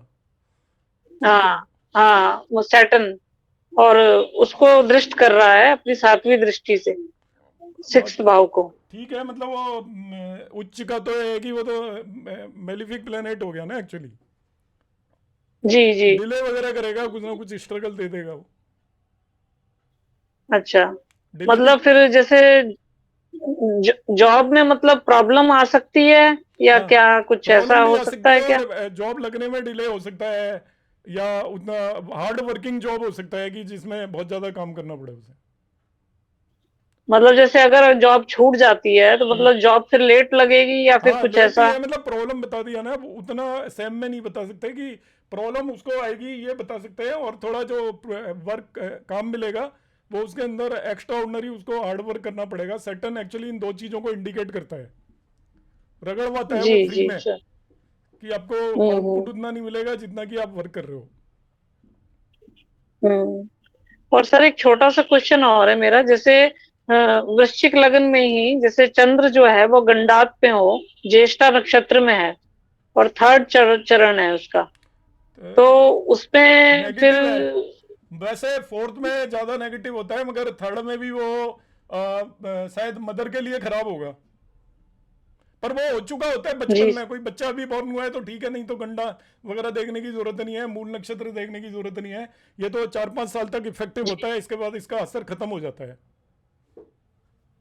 जी सर, मतलब जैसे कोई ठीक है सर। आप 30-40 ईयर के पर्सन को देखोगे तो वो परमानेंट हो चुका होता है उसके अंदर, और उसका जो इफेक्ट है स्लोली स्लोली रिड्यूस होता जाता है विद द एज, और जो होना है वो 4-5 साल के अंदर हो जाता है। ऐसा कहते हैं कि ज्येष्ठा नक्षत्र के लास्ट 48 मिनट 24 मिनट में जो बॉर्न होता है उसके फादर को उसका फेस नहीं देखना चाहिए जब तक कि वो 8 साल का ना हो जाए। और पहले के जमाने में राजा महाराजा उसको नदी में बहा देते थे, बच्चे को भाई देते थे, जिससे कि जी वो राज में ही लौट के ना आए। इतना ज्यादा नेगेटिव माना जाता था। जी सर, वंदना ठीक है, मैम। Thank you sir. जी वंदना सर मैम, मेरे मोस्टली ज्येष्ठा नक्षत्र में है। आपका लग्न तो वो तो गंडांत में नहीं है ना, चंद्रमा? हाँ लेकिन चरण बस बचा लिया थोड़ा। बच गए ना तो बस काफी, और क्या है। ठीक है। निकल गई मैम। ऐसा है सर कि हर एक लाइफ स्ट्रगल से भरी होती है, कोई भी लाइफ बिल्कुल स्ट्रेट लाइन पे नहीं चलती। हम जो पैदा हुए हैं तो आप ये मान के चलिए कि हम केवल स्ट्रगल करने के लिए पैदा हुए हैं। दूसरों को हम देख कर लगता है कि वो ऐश कर रहा है, ऐश कोई नहीं कर रहा दुनिया में। वो अंबानी भी ऐश नहीं कर रहा, नरेंद्र मोदी भी ऐश नहीं कर रहा, और जो वो जितने हायर लेवल पे हमें दिखते हैं उनकी स्ट्रगल हमसे कई गुना ज्यादा होती है। ऐश केवल कर रहे होते हैं साधु महात्मे, जो आपको तो सर प्रवचन मैं दे रहे होते हैं। जितनी मेहनत करती हूँ ना उतना मुझे कभी फल नहीं मिलता। कोई बात नहीं मैम, फिर भी बहुत बढ़िया है। आप ये मान के चलो आप बेटर देन मैनी। ठीक है। वंदना मैम। सर मेरा जो है ना शुक्र है, शुक्र की महादशा चल रही है, और वो शुक्र मेरा आश्लेषा नक्षत्र में है और चौथे चरण में है। कोई बात तो नहीं मैडम, शुक्र फिर को मत देखो, वो उसमें फंसने की जरूरत नहीं है। बहुत अच्छा शुक्र है आपका। अच्छा, वैसे और शुक्र इसके बाद अश्लेषा नक्षत्र में नहीं है, आपको मैं बता देता हूँ, मुझे नहीं पता। कैंसर साइन में शुक्र बहुत अच्छा नहीं होगा। ये फीमेल नेटिव को बहुत ज्यादा बीमार करता है इंटेंस लेवल पर लाइफ के अंदर, और लाइफ थ्रेटनिंग होता है समटाइम्स। यदि अच्छा, मतलब 4 साइन में हो तो कर्क लाइफ राशि में में जरूर ही ऐसा टाइम आया कर्क होगा जब कभी भी आपको ये लगा होगा कि बचना मुश्किल है। हाँ, कर्क राशि में ही है मेरा, कैंसर हाँ, साइन में ही है कैंसर में शुक्र। जो वीनस होता है चाइल्ड बर्थ के लिए भी अच्छा नहीं होता यदि 5वें भाव के अंदर आ जाए।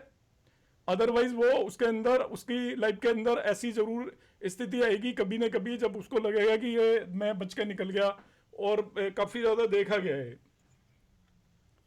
सेकंड भाव में ही है मेरा शुक्र, कैंसर साइन में, कहीं भी और भाव में हो, अश्लेषा कैंसर में नक्षत्र शुक्र में। अच्छा नहीं माना जाता। मैं जो BNN जो पढ़ेंगे उन्हें मैं बताऊंगा आगे। पूनम मैम। सर मेरी नमस्ते सर, जी नमस्ते। नमस्कार। जी नमस्कार। आप ना प्रॉमिस बताने का बोला था आपने मेरे को। प्रॉमिस कैसे देखते हैं किस चीज का? आप? इस अच्छा, पर एक वीडियो बनाइए ना। वीडियो तो बहुत सारे बने हुए हैं मेरे। नहीं, प्रॉमिस बताइए आप आज चलो मैं बताता हूँ। किसी भी, हाँ किसी इवेंट का।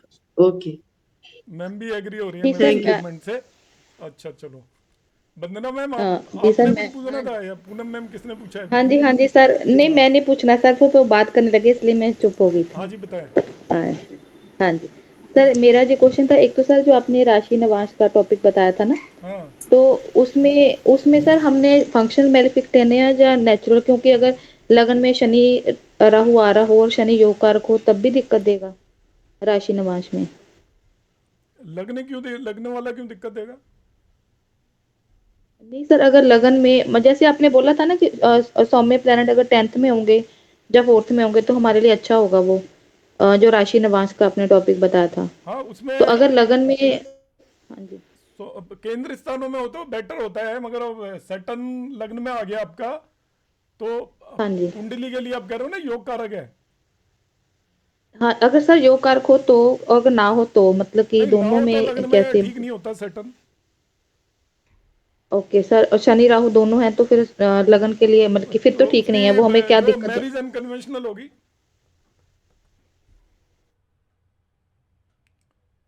राहु केतु एक्सिस हो जाता है यदि ठीक है, और लीना सर इनके लग्न में, तो अनकन्वेंशनल हाँ जी मैरिज होगी। जी सर, ठीक है। और एक चीज सर मैंने और पूछनी थी, एक सर ये मतलब कि पहले जो आपने एक बार टॉपिक बताया था ना, कि जैसे सर आपने बोला था कि जो नेचुरल सिग्निफिकेंस होते हैं ग्रह के, वो हमें जीव की नुकसान नहीं करते, लेकिन मतलब कि मटेरियलिस्टिक चीजों इतनी नहीं देते। तो अगर सर गुरु फिफ्थ में हो, तो मतलब कि वो तो कारक भी है, तो मतलब कैसे होगा? बच्चे दे देगा लेकिन पढ़ाई में दिक्कत देगा, लेकिन कारक भी तो है। मान लीजिए मैलेफिक है कुंडली के लिए, कोई भी लगन ले लीजिए, हाँ तो पढ़ाई और खराब अगर कर वो देगा। फिफ्थ पढ़ाई खराब करेगा, वो ज्ञान का कारक होने के बावजूद भी। हाँ वो एक्चुअली क्या हो गया कि आपका फिफ्थ हाउस में हो गया, मेलिफिक हो गया ना फंक्शनल, तो फिफ्थ हाउस से हाँ रिलेटेड जी। वो आपके जो नॉन मेटेरियलिस्टिक जो मैटर है, वो क्या कहते हैं आपके लिविंग सिग्निफिकेशंस को तो उतना हार्म नहीं करेगा, नॉन लिविंग सिग्निफिकेशंस को हार्म करेगा वो। मतलब कि बच्चे तो फिर भी हो जाएंगे, लेकिन पढ़ाई लिखाई में दिक्कत हाँ करेगा वो। बच्चों में कोई प्रॉब्लम नहीं करेगा वो। और वैसे सर दो चीजें कारक अपने भाव में बैठा होता है तो खराब माना जाता है, अच्छा नहीं होता। जी सर, सर दो क्वेश्चन मेरे और हैं बस सर। मैं सर एक तो जैसे आपने बोला था ना सोर्स, तो सर अगर 11th लॉर्ड का मतलब कि स्वामी 12th में होगा, तो फिर उसको कैसे देख सकते हैं कि इनकम का लॉस होगा या फॉरेन से इनकम नहीं होगी? नहीं नहीं, इसको अब कैसे ले ऐसे सकते मत देखो, वैसे तो लॉस ही है, कमाओगे उसे खर्च कर दोगे। 11th हैं? लॉर्ड जी 12th हाउस के अंदर, या आपको बाहर से इनकम भी हो सकती है, दोनों चीजें बोल सकते हो आप, और चीजें देखनी अच्छा पड़ेंगी दो। आपकी, क्योंकि 11th लॉर्ड 12th में आ गया तो एक तरीके से आपका एक्सपेंस कर रहे हो आप जो भी अर्न कर रहे हो उसे, या ऐसा भी कर सकते हो कि आप बाहर जाके अर्न करोगे, दोनों चीजें बोली जा सकती हैं। सर मेरे पास ना एक कुंडली आई थी, उसमें ना वो उनकी मैन्युफैक्चरिंग यूनिट है, तो उनके ना पैसे फंस जाते हैं। उनका 11th फ्लोर 12th में ही है, मतलब नहीं कि बोलते हैं कि उसमें जहाँ से मत लेना देखो, और होता भी है। और रीजन होंगे उसमें, 11 12 नहीं है उसका मेन रीजन, वो तो जी एक्सपेंसेस है। 12 तो फंसना नहीं है, फंसना तो आपका मेनली 8 हाउस आएगा, उसमें 6 हाउस आएगा, तब फंसेंगे। 12th में है तो वो तो जो अर्न कर रहे हैं उनका बिजनेस जो होगा ना, वो हो सकता है कि जो सामान देते हो उसका इम्पोर्ट एक्सपोर्ट से कोई उधार लेना देना उधार हो। नहीं सर, उनका उधार फंस जाता है। 6 और 8 हाउस का मतलब कि देखें उसमें हाँ 6 कॉम्बिनेशन। 8 का रोल जरूर होगा। ओके सर, एक लास्ट क्वेश्चन है। हम्म। सर जैसे शनि और केतु लग्न में बैठे हों, तो मतलब कि शनि मान लीजिए लगन भी है, तो केतु यहाँ पे लग्नेश का काम करेगा, और शनि तो लगन साथ में बैठा हो लग्नेश भी, तो केतु यहाँ पे शनि को खराब करेगा या मतलब कि उसको सपोर्ट करेगा? केतु सभी को खराब करते हैं। ओके सर, इसके नेचुरल सिग्निफिकेंस और लग्नेश के इस सिग्निफिकेंस दोनों को पर्सन की खराब एज क्या करेगा? है? सर इसकी होगी 40 के आसपास। नौकरी में हमेशा दिक्कत रही होगी। जी सर, नौकरी में तो उनको हाँ दिक्कत है दिक्कत ना, ही रही। हाँ जी। लगी भी लेट ही होगी। ठीक है सर, ले मतलब कि सर छूट जाती है उनकी। हाँ सैटर्न केतु लगती का है, छूट कंजंक्शन जाती है, याद रख लो इसे। जिसकी भी कुंडली में जी। सैटर्न केतु का कंजंक्शन है उसको नौकरी में हमेशा दिक्कत आएगी, ये भृगुनंदी नाड़ी का कंसेप्ट है। बस सर मुझे यहाँ ये कन्फ्यूजन थी, तो उसमें फिर जो केतु हम बोलते हैं कि डिस्पोजर के जैसे काम करता है, नहीं तो उसमें फिर मैडम, आप लगन उसको वाला तो प्रॉपर चीज को समझो, डिस्पोजिटर की जैसे काम करता है, मगर उसे तो खराब ही करेगा ना। केतु जिसके लगन जो साथ साथ आकर वाला बैठ बैठ, गया उस प्लेनेट को तो खराब ही करेगा ना। फिर वो उसका मतलब कि जो साथ बैठा पहले उसको देखें, मतलब कि लग्न डिस्पोजर लॉर्ड बाद में जो देखें। सैटर्न बैठा हुआ है उसको तो खराब ही करेगा ना, केतु जब कंजक्ट हो गया उसके हाँ साथ। राहु जी केतु हाँ। एक्सिस बोलते क्यों हैं हम? एक्चुअली क्या है हाँ जी। देखिए, राहु केतु दो पॉइंट हैं आपके स्पेस के अंदर, जहां पर आपका सन का ऑर्बिट, जिसे हम वर्चुअली अर्थ का ऑर्बिट मान लेते हैं, और मून के ऑर्बिट जिन हाँ पॉइंट जी। पर जाकर मीट करते हैं, उन पॉइंट पर जो हाँ जी। ग्रेविटेशनल फील्ड और मैग्नेटिक फील्ड की इंटेंसिटी बहुत हाई होती है। तो कोई भी प्लेनेट जब उनके क्लोज आता है तो वो आपका डिफ्लेक्ट होता है बुरी तरीके से, वो एक तरीके से पीड़ित हो जाता है, जिसे हम एस्ट्रोलॉजी की लैंग्वेज में बोलते हैं। तो राहु केतु के जब भी कोई भी प्लेनेट राहु केतु के एक्सिस के अंदर आएगा तो वो प्लेनेट पीड़ित कंडीशन के अंदर होगा, वो आपको रिजल्ट, नेगेटिव रिजल्ट उसके जरूर मिलेंगे, हर हाल में मिलेंगे, आप चाहे कुछ भी कर लो। ओके सर, वो तो अकेला खुद बैठा होगा ठीक है, तो मगर फिर उसने बोल सकते। सैटर्न को खराब कर दिया ना, लग लॉर्ड को। अगर सर अकेला बैठा होता तो फिर थोड़ा नहीं मतलब कि अकेला सही होता होता तो अगर वो सब। उसको, उस पर्सन का अपने आप पे कोई इंटरेस्ट नहीं होता, वो अपने आप से डिटैच हो जाता है एक तरीके से, बहुत ज्यादा अपनी चीजों पर वो क्या करता है, ऐसा हो जाता है कि जो दूसरों को तो सारी चीजें करता, खुद कुछ करने की कोशिश नहीं करता। केतु ठीक है लग्न में सर, आने का ठीक है, मतलब ठीक यह है, है, थैंक यू। वो दूसरों को ज्ञान बांटेगा, दूसरों से सब कुछ लेने की कोशिश करेगा, और खुद अपने एफर्ट उसके नहीं के बराबर हो जाते हैं यदि केतु लग्न में बैठा हुआ है तो। उसको केवल सर ये तो केतु होता और है। राहु के केस में आपने मेरे पास एक बार फोन भी किया था, मैंने बताया था राहु केतु को हाँ उसके जी। नेचुरल सिग्निफिकेशन से देखो, लॉर्डशिप वगैरह सेकेंडरी चीजें हैं, वो नेचुरल सिग्निफिकेशन का रिजल्ट 100% देता है, लॉर्डशिप के दे या ना दे। राहु केतु के बारे में एक खास बात है, वो जब भी वो जिसके साथ आएंगे उसे खराब करेंगे, और वो अपनी दशा में, बाकी रिजल्ट तो थ्योरेटिकल तो हम पढ़ते हैं कि वो जिस भाव के अंदर बैठा हुआ है उसकी तरह बिहेव करता है, मगर जो मेनली सभी प्लेनेट अपने नेचुरल सिग्निफिकेशंस के सबसे ज्यादा रिजल्ट देते हैं, तो केतु भी नेचुरली हर तरीके से नेगेटिव प्लेनेट है, वो आपको नेगेटिव रिजल्ट देगा। जी sir, thank you sir, thank you. चलो, और कोई किसी ने पूछना है? प्रॉमिस बता सर एक बीएनएन का क्वेश्चन है छोटा, बीएनएन की प्रॉब्लम आ रही थी सर, कुछ देख रहा था ना। मिक्स मत करो, कोई फायदा नहीं। ठीक है। और केपी के कोई मत पूछो। सर मेरा रह गया। बताता हूँ मैडम, बताता हूँ। प्रॉमिस सर, एक सैटर्न केतु सेकंड हाउस में तुला में बैठे हुए हैं, तो सेम ही बात करेंगे, मतलब वर्गो लगन की चार्ट है। सैटर्न केतु सेकंड हाउस में बैठे हैं और राहु वीनस 8th हाउस में बैठे हैं, तो मतलब दोनों प्लैनेट खराब हो गए उस हिसाब से। राहु वीनस तो उतना खराब नहीं माना जाता 8th हाउस में। नहीं, वो तो डिजीज देगा कुछ ना कुछ डेफिनेटली, पर राहु वीनस का जो कंजंक्शन है उतना खराब नहीं होता, मगर सैटर्न केतु तो खराब होता है। तो वही सर, जॉब में ही परेशानी करेंगे बार बार। तो सैटर्न केतु की वजह से परेशानी है। राहु वीनस तो क्या करता है, बल्कि वेल्थ देता है, और फीमेल नेटिव के पीछे भागता है यदि मेल नेटिव है तो, और उसकी बहुत ज्यादा फीमेल फ्रेंड्स भी हो सकती है। और इसके अलावा फीमेल है नेटिव तो फीमेल है। हाँ जी, फीमेल के केस में ये मान के चलो कि वैसे इन जनरल अच्छा नहीं है, फिर तो दोनों ही तरीके से अच्छा नहीं है। सैटर्न केतु तो प्रोफेशनल प्रॉब्लम दे देगा, और राहु वीनस आपको वेल्थ से रिलेटेड प्रॉब्लम दे देगा। वेल्थ से रिलेटेड देगा या ऐसे यूटीआई की प्रॉब्लम, क्योंकि 8th हाउस है। हाँ, 8th में तो ऐसी बात डिजीज तो देगा ही देगा। राहु 8th हाउस के अंदर आपका स्टमक के नीचे के पोर्शन में कुछ ना कुछ डिजीज देता है। ह्यूज मनी है वो आपके पास, ठीक है। हाँ, हार्मोनल प्रॉब्लम देगा वो, श्योर है वो। सर ये शनि और केतु क्या 7th? मैंने कहा ये प्रॉब्लम जो है ये लॉन्ग टाइम तक रहने वाली होगी, क्योंकि 8th हाउस है, तो मतलब परमानेंट दशाओं पे डिपेंड करेगा ना, क्योंकि हम केवल प्लेसमेंट के बेस पे तो हम नहीं बता सकते कि उसकी दशा कब आएगी। नहीं आएगी तो नहीं भी आएगी प्रॉब्लम। अच्छा, सपोज दशा ही नहीं आई उनकी रेलिवेंट प्लैनेट्स की, तो प्रॉब्लम फिर कहाँ से आएगी? ठीक है। वैसे नेटिव 40 इयर्स का है और अभी दशा जुपिटर की हुई है 2-2.5 साल से स्टार्ट। तो राहु तो निकल गया और वीनस आना नहीं है।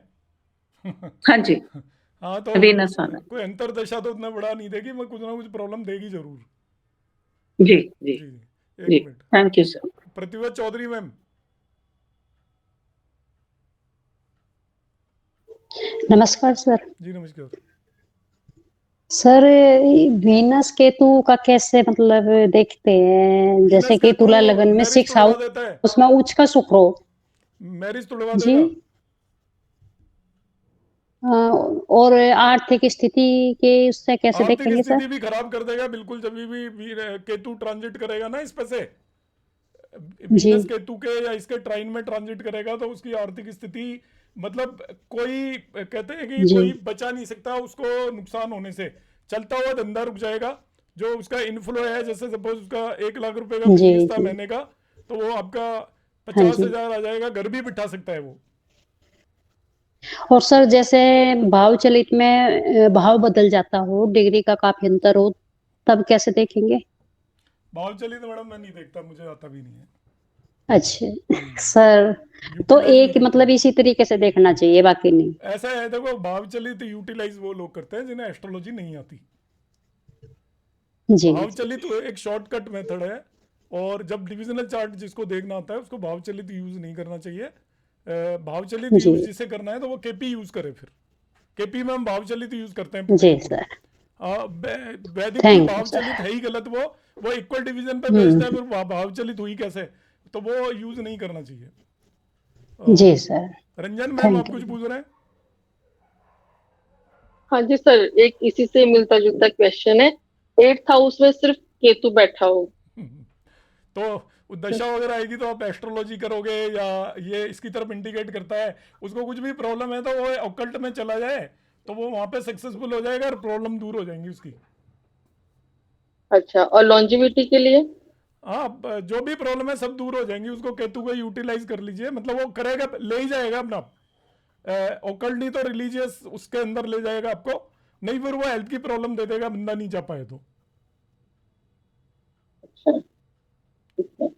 केतु क्या आपको ड्राइव कर देता है अपना, अभी 4-8-12 में बैठा हो केतु तो वो आपको ऑटोमेटिकली रिलीजन की तरफ या ऑकल्ट साइंस की तरफ या धर्म की तरफ, मंदिर या कोई देवी का बहुत बड़ा भक्त बना देगा आपको ऑटोमेटिकली। हाँ हाँ, ये तो सही है, पर डिजीज या लॉन्जिविटी के लिए वो फिर कैसा है? नहीं, फिर वो प्रॉब्लम नहीं करेगा यदि आप इनमें से कोई चीज कर लेते हो, इनमें से नहीं हुए तो फिर वो लॉन्जिविटी के लिए खराब हो जाएगा।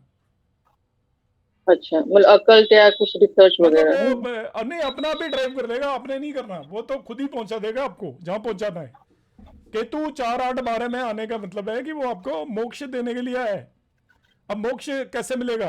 मोक्ष 4-8-12 हाउसेस कह रहे हैं या साइन कह रहे हैं? हाउसेस 4-8-12 हाउसेस जो होते हैं वो आपके मोक्ष के हाउसेस होते हैं। तो 4-8-12 के अंदर यदि केतु आया है तो वो आपका उसका काम करने आया है, मोक्ष देने। अब मोक्ष कैसे मिलेगा? या तो वो आपको उधर डायरेक्ट करेगा, किधर, जिससे आप रिलीजियस चीजों में जाओ, या फिर क्या है आपको वो मुक्त कर देगा, ले जाएगा, दूसरा जन्म दिलाएगा, फिर वहां पे आपको वो वहां से वो करेगा, आपको वो करने की कोशिश करेगा। तो वो यूटिलाइज अपना भी होगा, हम नहीं कर सकते उसे। अच्छा, और उसको सैटर्न देखता हो, लग्नेश हो सैटर्न, फिर? नहीं, लगने इसका एस्पेक्ट उतना 8th हाउस पे अच्छा होता है काफी, और केतु पे भी उतना खराब नहीं होगा क्योंकि लगने फंक्शनल बेनिफिक हो गया। तो 8th हाउस पे यदि लग्न लॉर्ड भी देख रहा है और सैटर्न भी देख रहा है तो वो लॉन्जिविटी को काफी प्रोटेक्ट करेगा। हाँ, जैसे एक्वेरियस लगना के लिए मतलब। सर मेरा 4th हाउस में केतु है सर। कोई बात नहीं, आप पूजा पाठ एक करो। मिनट सर, एक्वेरियस लगना के लिए सैटर्न 6th हाउस से 8th हाउस में केतु को देख रहा है, तो लॉन्जिविटी और डिजीज के लिए पूछना था। 6 में बैठा है? हाँ जी। तो मैडम वो तो 12th लॉर्ड भी हो गया ना? हाँ, 12th लॉर्ड भी हो गया। बीमारी तो होंगी पक्का। ठीक है, बीमारी पक्का होंगी, और वो 6th हाउस में बैठ के सैटर्न का प्लेसमेंट वीक हो गया तो उतना ज्यादा बढ़िया नहीं है फिर वो। 6-8-12 का कॉम्बिनेशन बन गया। हाँ, 6-8-12 कॉम्बिनेशन पूरा बन गया। लगने का भी, और ये हाई क्वालिटी का डिजीज देने वाला कॉम्बिनेशन है, और प्रोलॉन्ग डिजीज इसको बोलते हैं हम, जो आपकी क्रोनिक डिजीज देने का कॉम्बिनेशन है। राइट सर, तो जुपिटर 9th हाउस से लगन को देख रहा है, वो तो ठीक है, प्रोटेक्ट करेगा। प्रोटेक्ट करेगा जी, ठीक है, okay, thank you. Kavita Gupta ma'am, आज तो मैडम का प्रॉमिस, पूनम मैडम का प्रॉमिस तो आज होना नहीं है। नेक्स्ट क्लास में मैडम वेट करना, अब मैं शुरुआती प्रॉमिस से करूंगा, ठीक है? क्योंकि अभी मैं जल्दी बता दूंगा, आपको फायदा नहीं होगा उससे। मेरी क्वेश्चन आपने पहले भी बोला था मेरे को। स्टार्टिंग में मुझे बोल देते हैं, आपके सामने मैं तो कंटिन्यू आंसर दे ही रहा हूँ, आप बिगिनिंग में बोल देते हैं, मैसेज कर देते हैं, तो मैं शुरू ही प्रॉमिस से होता है। नेक्स्ट टाइम मैं आपको मैसेज कर दूंगी पहले। एक्चुअली क्या है, प्रॉमिस में पूरी क्लास लगेगी जी। मतलब आपको समझ में ही नहीं आएगा, मैं छोटा मोटा बता दूंगा तो कोई फायदा नहीं है। मैं एक पीडीएफ शेयर करूंगा, उससे कराऊंगा कैसे प्रॉमिस देखते हैं। जी नेक्स्ट में। हाँ, कविता गुप्ता सर, जैसे मेरे एक क्वेश्चन जी सर। मैडम एक बार जिन्होंने नहीं पूछा उन्हें पूछने दो। कविता गुप्ता मैम। जी सर, जैसे केतु की बात चली है, तो केतु अगर बुध के साथ है तो वो क्या बुद्धि में कुछ 10वें घर में है, तो कार्य क्षेत्र में या बुद्धि में इस तरीके से कैसे रिलेट करेंगे? नहीं, केतु बुध के साथ होता है तो वो सर्टेन एजुकेशन अच्छी देता है, लॉ वगैरह कर सकते हो आप, तो काफी अच्छा रहेगा जी। और आपका उसका पर्सन का प्रोफेशन भी लॉ से जैसे सर अभी क्या कह रहे हैं? जी सर। नहीं, जैसे जैसे ये 8वें और 11वें भाव का स्वामी होके अगर 10वें में बैठा हुआ है और उसकी अंतर्दशा भी शुरू होने वाली है, तो उसको हम किस प्रकार से लेंगे सर? क्योंकि वो त्रिशदाय भावों का स्वामी है, मतलब बुरे भावों का स्वामी है, और तो उस 10वें घर में केतु के साथ बैठा है, तो उसको कैसे लेंगे सर? बुध आपका 11th लॉर्ड भी तो है ना, प्रोफेशन में प्रॉब्लम देगा। जी, 11th लॉर्ड भी है एंड 8th लॉर्ड भी है। हाँ, तो प्रोफेशन में थोड़ा जी। बहुत प्रॉब्लम देगा, ट्रांसफर करवा सकता है, मगर गेन हो जाएंगे उसको साथ में। अच्छा, मतलब अपनी दशा में वो गेन भी देगा कि एज अ 11 गेन देगा, बट 8th हाउस में ऐसा भी हो सकता प्रोफेशन के थ्रू देगा, क्योंकि सोर्स गेन का बनेगा 10th हाउस। अच्छा, हाँ सर, ठीक है। और 10th हाउस के थ्रू तो उसको कर्म प्रॉब्लम भी क्षेत्र मिलेगी, वो 10th 10th हाउस हाउस से बन तो गेन भी जाएगा मिलेगा। मतलब अच्छा, और सर हाउस का क्या मतलब? हम बुरा जैसे लेते हैं उसमें पर जी, हम उसमें ये भी ले सकते हैं कि कुछ प्रॉपर्टी इशू वगैरह चल रहा है, तो वो गेन देगा इन लॉज की तरफ से, या सोर्स 10th कोई भी हाउस है, पैतृक प्रॉपर्टी नहीं संपत्ति है है। ना, 4th में होता तो प्रॉपर्टी बोलते हैं उसको। सोर्स देखो ना, सोर्स क्या है उसकी, ट्रबल्स का और अच्छा गेन अच्छा, का। ये केवल मतलब कर्म क्षेत्र के लिए। मैडम सोर्स ठीक ठीक ठीक ठीक, कर्म क्षेत्र में ही मतलब हाँ, देखते हैं। कर्म क्षेत्र के थ्रू ट्रबल मिलेगी, कर्म क्षेत्र के थ्रू गेन जी सर। मिलेगा।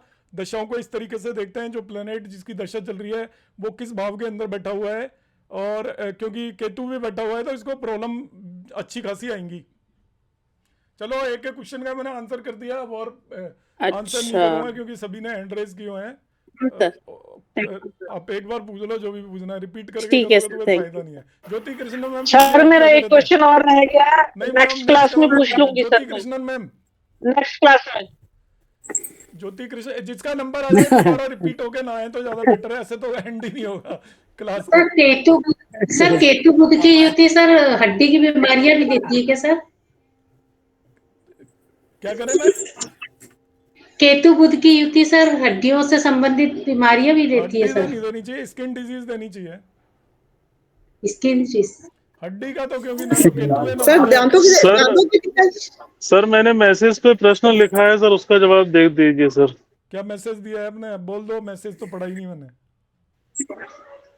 सर 7th हाउस में रेट्रो शनि और 8th हाउस में केतु स्कॉर्पियो लग्न में, क्या ये जॉब के लिए खतरनाक बनाता है? 7th हाउस में क्या बताया आपने? Retro Saturn. अच्छा, और 8th हाउस में केतु स्कॉर्पियो असेंडेंट। जॉब का तो कोई लेना देना है नहीं इसका, ये तो बीमारी मतलब देगा ये कॉम्बिनेशन नहीं है ना सर? ना, बीमारी देगा ही। अच्छा, डिजीज देगा। बीमारी मत सैटर्न एक्सट्रीम लेवल का मार्क है और बहुत डिजीज देगा आपको एब्डोमेन एरिया की। केतु भी डिजीज देगा, और केतु आपको वो भी दे सकता है, डिटैचमेंट दे सकता है आपको, ओकल्ट की तरफ ले जा सकता है, रिसर्च की तरफ ले जा सकता है। और मगर इस पर्सन का, जिसका भी सैटर्न का आगे केतु है ना, उसको प्रोफेशन में दिक्कत आएगी पक्का। इसीलिए मैंने पूछा। हाँ, प्रोफेशन में ट्रबल है, ये भृगुनंदी नाड़ी का कंसेप्ट है। सर सैटर्न के पीछे केतु हो तो? सर मैं डेलिबरेटली ऐसा सवाल पूछ रहा हूँ सर, कोई बात नहीं, मैं डेलिबरेटली ऐसे सवाल पूछ रहा हूँ कि लोग समझें कि बीएनएन और केपी चीज क्या है। अरे वो तो लोगों को पता है, इसमें ज्यादातर लोग तो हैं ही ऑलरेडी बीएनएन में। मैक्सिमम केपी और बीएनएन में है, इसमें अधिकतर बल्कि 80-90% है जी। क्या करें मैं? ज्योति कृष्णन सैटर्न के पीछे केतु, सैटर्न के पीछे केतु है तो? सैटर्न के पीछे केतु तो थोड़ा वो काम में डल होगा, बाकी वैसे ज्यादा हार्मफुल नहीं होता वो। मतलब वो बाई बर्थ ये कैरेक्टरिस्टिक लेके आता है कि वो जो वर्क क्षेत्र में जहाँ पे भी काम मिल जाएगा वहां पे पूरे इंटरेस्ट से काम नहीं करेगा पर्सन। ओके ओके जी, ज्योति कृष्णन मैम। हाँ जी, नमस्कार जी। जी नमस्कार। अगर तुला लग्न में 6th हाउस, तो 7th लॉर्ड 6th हाउस में, तुला लग्न में 7th लॉर्ड हो गया, 7th लॉर्ड तुला लग्न 7th लॉर्ड तो मार्स हो गया। हाँ, अगर मार्स 6th हाउस में हो गया, ऐसा देखो, मार्स इस 6th हाउस में बहुत स्ट्रॉन्ग प्लैनेट है, कोई सी भी लग्न हो चाहे। हाँ जी। और क्योंकि वो आपका 12 साइन में मित्र राशि में हो गया, वो एक्चुअली हाँ। शत्रु अंता योग बनाता है। हाँ हाँ और अपना ही ठीक है। कारक है, मेलिफिक प्लेनेट है 6th हाउस के अंदर, वो काफी स्ट्रांग ठीक होगा। है। वो पर्सन जैसे कोई कॉम्पिटिटिव एग्जाम में उसको हेल्प मिलेगी, 1 या 2 नंबर से सिलेक्शन हो जाएगा उसका, औरों को हरा के आगे बढ़ेगा हर फील्ड के अंदर। और Mars is very strong, sports में जाएगा तो बहुत सक्सेसफुल होगा, आर्मी वगैरह ऐसी जगहों पे होगा तो भी वो सक्सेसफुल होगा। इट्स नॉट ए बैड ठीक है। प्लेसमेंट, मार्स है इसलिए। और कोई बट हस्बैंड के लिए हस्बैंड की कुंडली आप पूछ रहे हो? नहीं वाइफ का कुंडली में। और मैं खुद पर्सन की बात कर रहा हूँ। हाँ नहीं, खुद पर्सन का ठीक है, वो हस्बैंड का वो हार्म नहीं है, 7th लॉर्ड है ना, नहीं, इनको 7th लॉर्ड दिमाग है, में मगर आएगा। मार्स है वो ज्यादा बुरा नहीं करेगा। अच्छा, मार्स 7th लॉर्ड से Mars in 6th house, Saturn in 8th house and Venus in 12th house, वो खराब नहीं माने जाते, वो बहुत स्ट्रांग माने जाते हैं। अच्छा जी, मार्स एक्चुअली 6th हाउस का कारक है, बट मार्स और राहु इन 6th हाउस ये शत्रु अंतराय योग बनाते हैं, और ये आपको लाइफ के अंदर अनएक्सेप्शनल वो देते हैं, सक्सेस देते हैं। ये बहुत स्ट्रांग प्लेनेट माने जाते हैं। यदि 6ठे भाव के अंदर अष्ट लक्ष्मी योग बनाता है राहु, और हाँ, लक्ष्मी षष्ठ लक्ष्मी योग बनाता है मार्च। क्षेत्र की लक्ष्मियां वो प्रदान करेगा, हाँ। और मित्र हाँ। राशि में तो बहुत जरूर प्रदान करेगा। अच्छा प्रीति शर्मा ठीक मैम। है, थैंक यू। नमस्कार सर। जी नमस्कार। ये एरीज लगन में अगर केतु मार्स हो और मार्स की दशा आ रही हो, केतु मार्स, और आजकल शनि की 7.5 भी आ जाएगी, वो हस्बैंड मतलब ये मेल की कुंडली है। मेल की कुंडली है तो भी अच्छी नहीं होती मैरिज के लिए। ओके, मैरिज में अभी प्रॉब्लम कुछ नहीं है। नहीं है, मगर क्या ये हेल्थ के लिए खराब होगी अगर मंगल की दशा आएगी तो? केतु के साथ मंगल। वो कौन सी है आपकी लग्न, कौन सी है? एरीज लगन, तो लग्नेश होके मंगल 8th में है। दिक्कत नहीं है ज्यादा। ओके। तो लग्न लॉर्ड लग्न में ही हो गया ना, अष्टम में, 8th में। आप तो कह रहे हो लग्न में, नो एरीज लगन में अष्टम में मंगल अपनी राशि अपनी में। राशि में है ना, अष्टम में भी। केतु भी तो है साथ में। कोई बात नहीं, केतु मार्स के साथ केतु का कंजंक्शन मैरिड लाइफ के लिए खराब होता है, और वो यदि लॉर्ड नहीं होता अष्टमेश तो वो ऑपरेशन करवा देता। डिजीज तो दे सकता है मगर पॉसिबिलिटी कम है। ओके, और इसी में अभी शनि की 7.5 आ जाएगी, तभी भी दोनों साथ में ही पैरेलली चलेंगे, 7 साल दशा 7 साल। 7.5 कुछ नहीं बिगाड़ेगी इनका। मून कहाँ पे? अच्छा 8 साइन की है ना, तो इनका 7.5 इनके लिए इनका मून फर्स्ट हाउस में लगन कुछ में बिगाड़ेगी नहीं 7.5 इनका। 9th लॉर्ड है ना मून, नहीं 4th लॉर्ड है ना, तो 4th लॉर्ड 1 2 3 4 हाँ 4th लॉर्ड। पर भी उतना ज्यादा खराब नहीं होगी, अच्छी भी नहीं होगी, खराब भी नहीं होगी 7.5। एक्चुअली 7.5 खराब होती है जिनकी फायर एलिमेंट की राशि लग्न होती है 159। बाकी के लिए कंक्लूजन इतना जल्दी मत ड्रॉ करिए। फिर क्या है कि लग्न लॉर्ड है वो स्वय राशि में बैठा हुआ है, तो स्वय राशि का लग्न लॉर्ड उतना ज्यादा खराब नहीं माना जाता। और केतु भी जो 8 साइन के अंदर केतु उतना बुरा नहीं माना जाता, बाकी राशियों में केतु ज्यादा बुरा माना जाता है। 8 साइन में यदि केतु बैठा हुआ है मार्स की राशियों में 1 और 8 में केतु बहुत ज्यादा प्रॉब्लमेटिक नहीं होता, मगर आप कह सकते हो क्योंकि 8th हाउस है इसलिए वो डिजीज दे भी सकता है। पॉसिबिलिटी कम है, 90% पॉसिबिलिटी नहीं है, 10% है कि वो डिजीज दे भी सकता है। ओके ओके ठीक है, okay thank you sir. Kavita Chawla ma'am आप कुछ पूछ रहे हैं? जी जवाब दोगे तो पूछूंगी। मैडम आपने एक ही क्वेश्चन पूछना है तो उसका जवाब मैं कहूंगा, मैं नहीं दूंगा। आपने कोई एस्ट्रोलॉजी का क्वेश्चन पूछना है तो जवाब दे दूंगा, आपने स्पेसिफिक पूछना है फिर नहीं दूंगा। अभी जैसे मार्स केतु का कॉम्बिनेशन आप 6th में तो कह रहे हैं कि ज्यादा खराब नहीं, पर सर 7th में यही नहीं कहा। मार्स केतु का कंजंक्शन फीमेल नेटिव की कुंडली के अंदर उसकी मैरिड लाइफ में ट्रबल्स को इंडिकेट करता है। ठीक। फीमेल महिला जातक की कुंडली में किसी भी भाव के अंदर हो मार्स केतु का कंजंक्शन, तो वो उसकी मैरिड लाइफ में ट्रबल्स को इंडिकेट करता है, चाहे जहां मर्जी हो। और पुरुष जातक की कुंडली में वीनस और केतु का कंजंक्शन है, तो वो उसकी मैरिड लाइफ को इंडिकेट करता है। केतु इज एक्चुअली एंड और मार्स इज हस्बैंड, और Ketu is and and Venus is wife. तो मेल नेटिव की कुंडली में वीनस केतु का कंजंक्शन मैरिड लाइफ में ट्रबल करता है। जिन्हें लगता है कि उनकी मैरिड लाइफ में ट्रबल नहीं है, इसका मतलब आप पूछ लेना हस्बैंड या वाइफ पहले किसी से रिश्ते में रहे होंगे। You mean to say that? Sorry. You mean to say that the conjunction should be can be in any house or the partner's house? Anywhere. This is a combination of Bhrigunandi Nadi. Okay. और sir 7th house में तो फिर और ज्यादा खराब हो गया। House बोली नहीं, anywhere in any house any sign.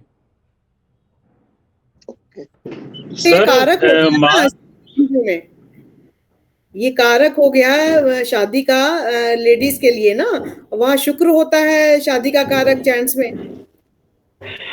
Sir अगर मार्स उच्च का हो जाए तो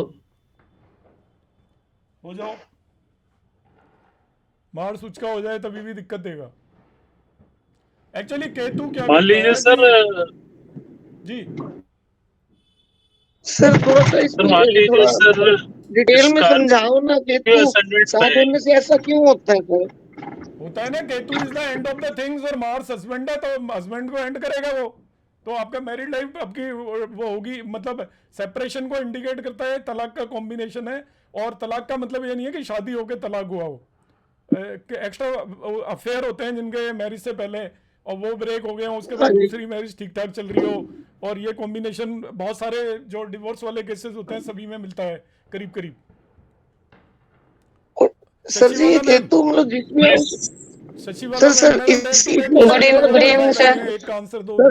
गुड इवनिंग सर। सर जैसा आप अभी बता रहे हैं कि वीनस वो उसका केतु के साथ में मार्स का, अगर उसमें राहु आ जाए, राहु वीनस और Mars 7th house Aries ascendant, मतलब एरीज लगन है। राहु वीनस ये नहीं देता, राहु वीनस तो ह्यूज मनी भी दे सकता है, बड़ा घर भी दे सकता है, और आपका जी प्रॉपर्टी के थ्रू पैसा भी दे सकता है वो, और उसके अलग कॉम्बिनेशन है। मैं जो बता रहा हूँ वो केवल सर ये बिजनेस के लिए अच्छा है, जैसे 7th हाउस से हम बिजनेस भी देखते हैं, तो ये बिजनेस के लिए ये कॉम्बिनेशन अच्छा है। यहाँ पे मंगल की डिग्री कम है, 2 डिग्री है मंगल। वीनस अपने ही घर में है 7th में लिब्रा साइन में, और साथ में राहु है, तो राहु भी मतलब अच्छी है पोजीशन पे, और वीनस भी आई थिंक 18 डिग्री है। नहीं पर ये तो ये बिजनेस ठीक है, 10th हाउस से कोई लिंक भी तो बनना चाहिए ना। ओनली 7 थोड़ी बिजनेस दे सकता है, तो 10 से लिंक बन रहा हो तो 7 बिजनेस दे देता है।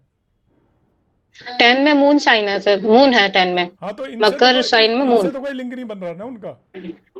जी जी जी। तो 7th आपका पार्टनरशिप देगा, ये मारक होगा, और ये तो मारक है वीनस का यहाँ पर, वो बहुत प्रबल मारक है। जी ये तो बहुत पार्टनरशिप में तो धोखा हो गया ना। हाँ ये बहुत प्रबल मारक है। राहु बैठा था, धोखेबाज तो साथ में बैठा ही हुआ है, बहरूपिया बैठा है उसके जी साथ, जी जी के साथ। जी जी जी। और मार्स क्या तो होता अगर है? मार्स भी नेगेटिव है, मतलब वैसे ठीक है, लगने के लिए अच्छा है, मगर वो फंक्शनल मैलिफिक है, तो इनको हो सकता है कि कुछ ना कुछ प्रॉब्लम भी होगी हेल्थ से रिलेटेड भी। जी सर, जी सर, जी जी जी, thank you sir. Okay, Vandana ma'am.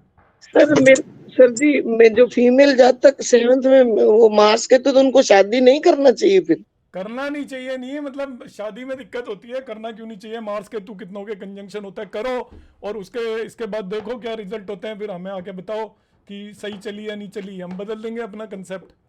शादी करो आप। नहीं सर वो आपका दूसरे वाली बात तो हो ही गई सर, 2 बार तो हो ही गई बात, बनते बनते टूट ही गई, वो तो हो ही गई। आपकी दूसरी बात तो सच हो गई बिल्कुल।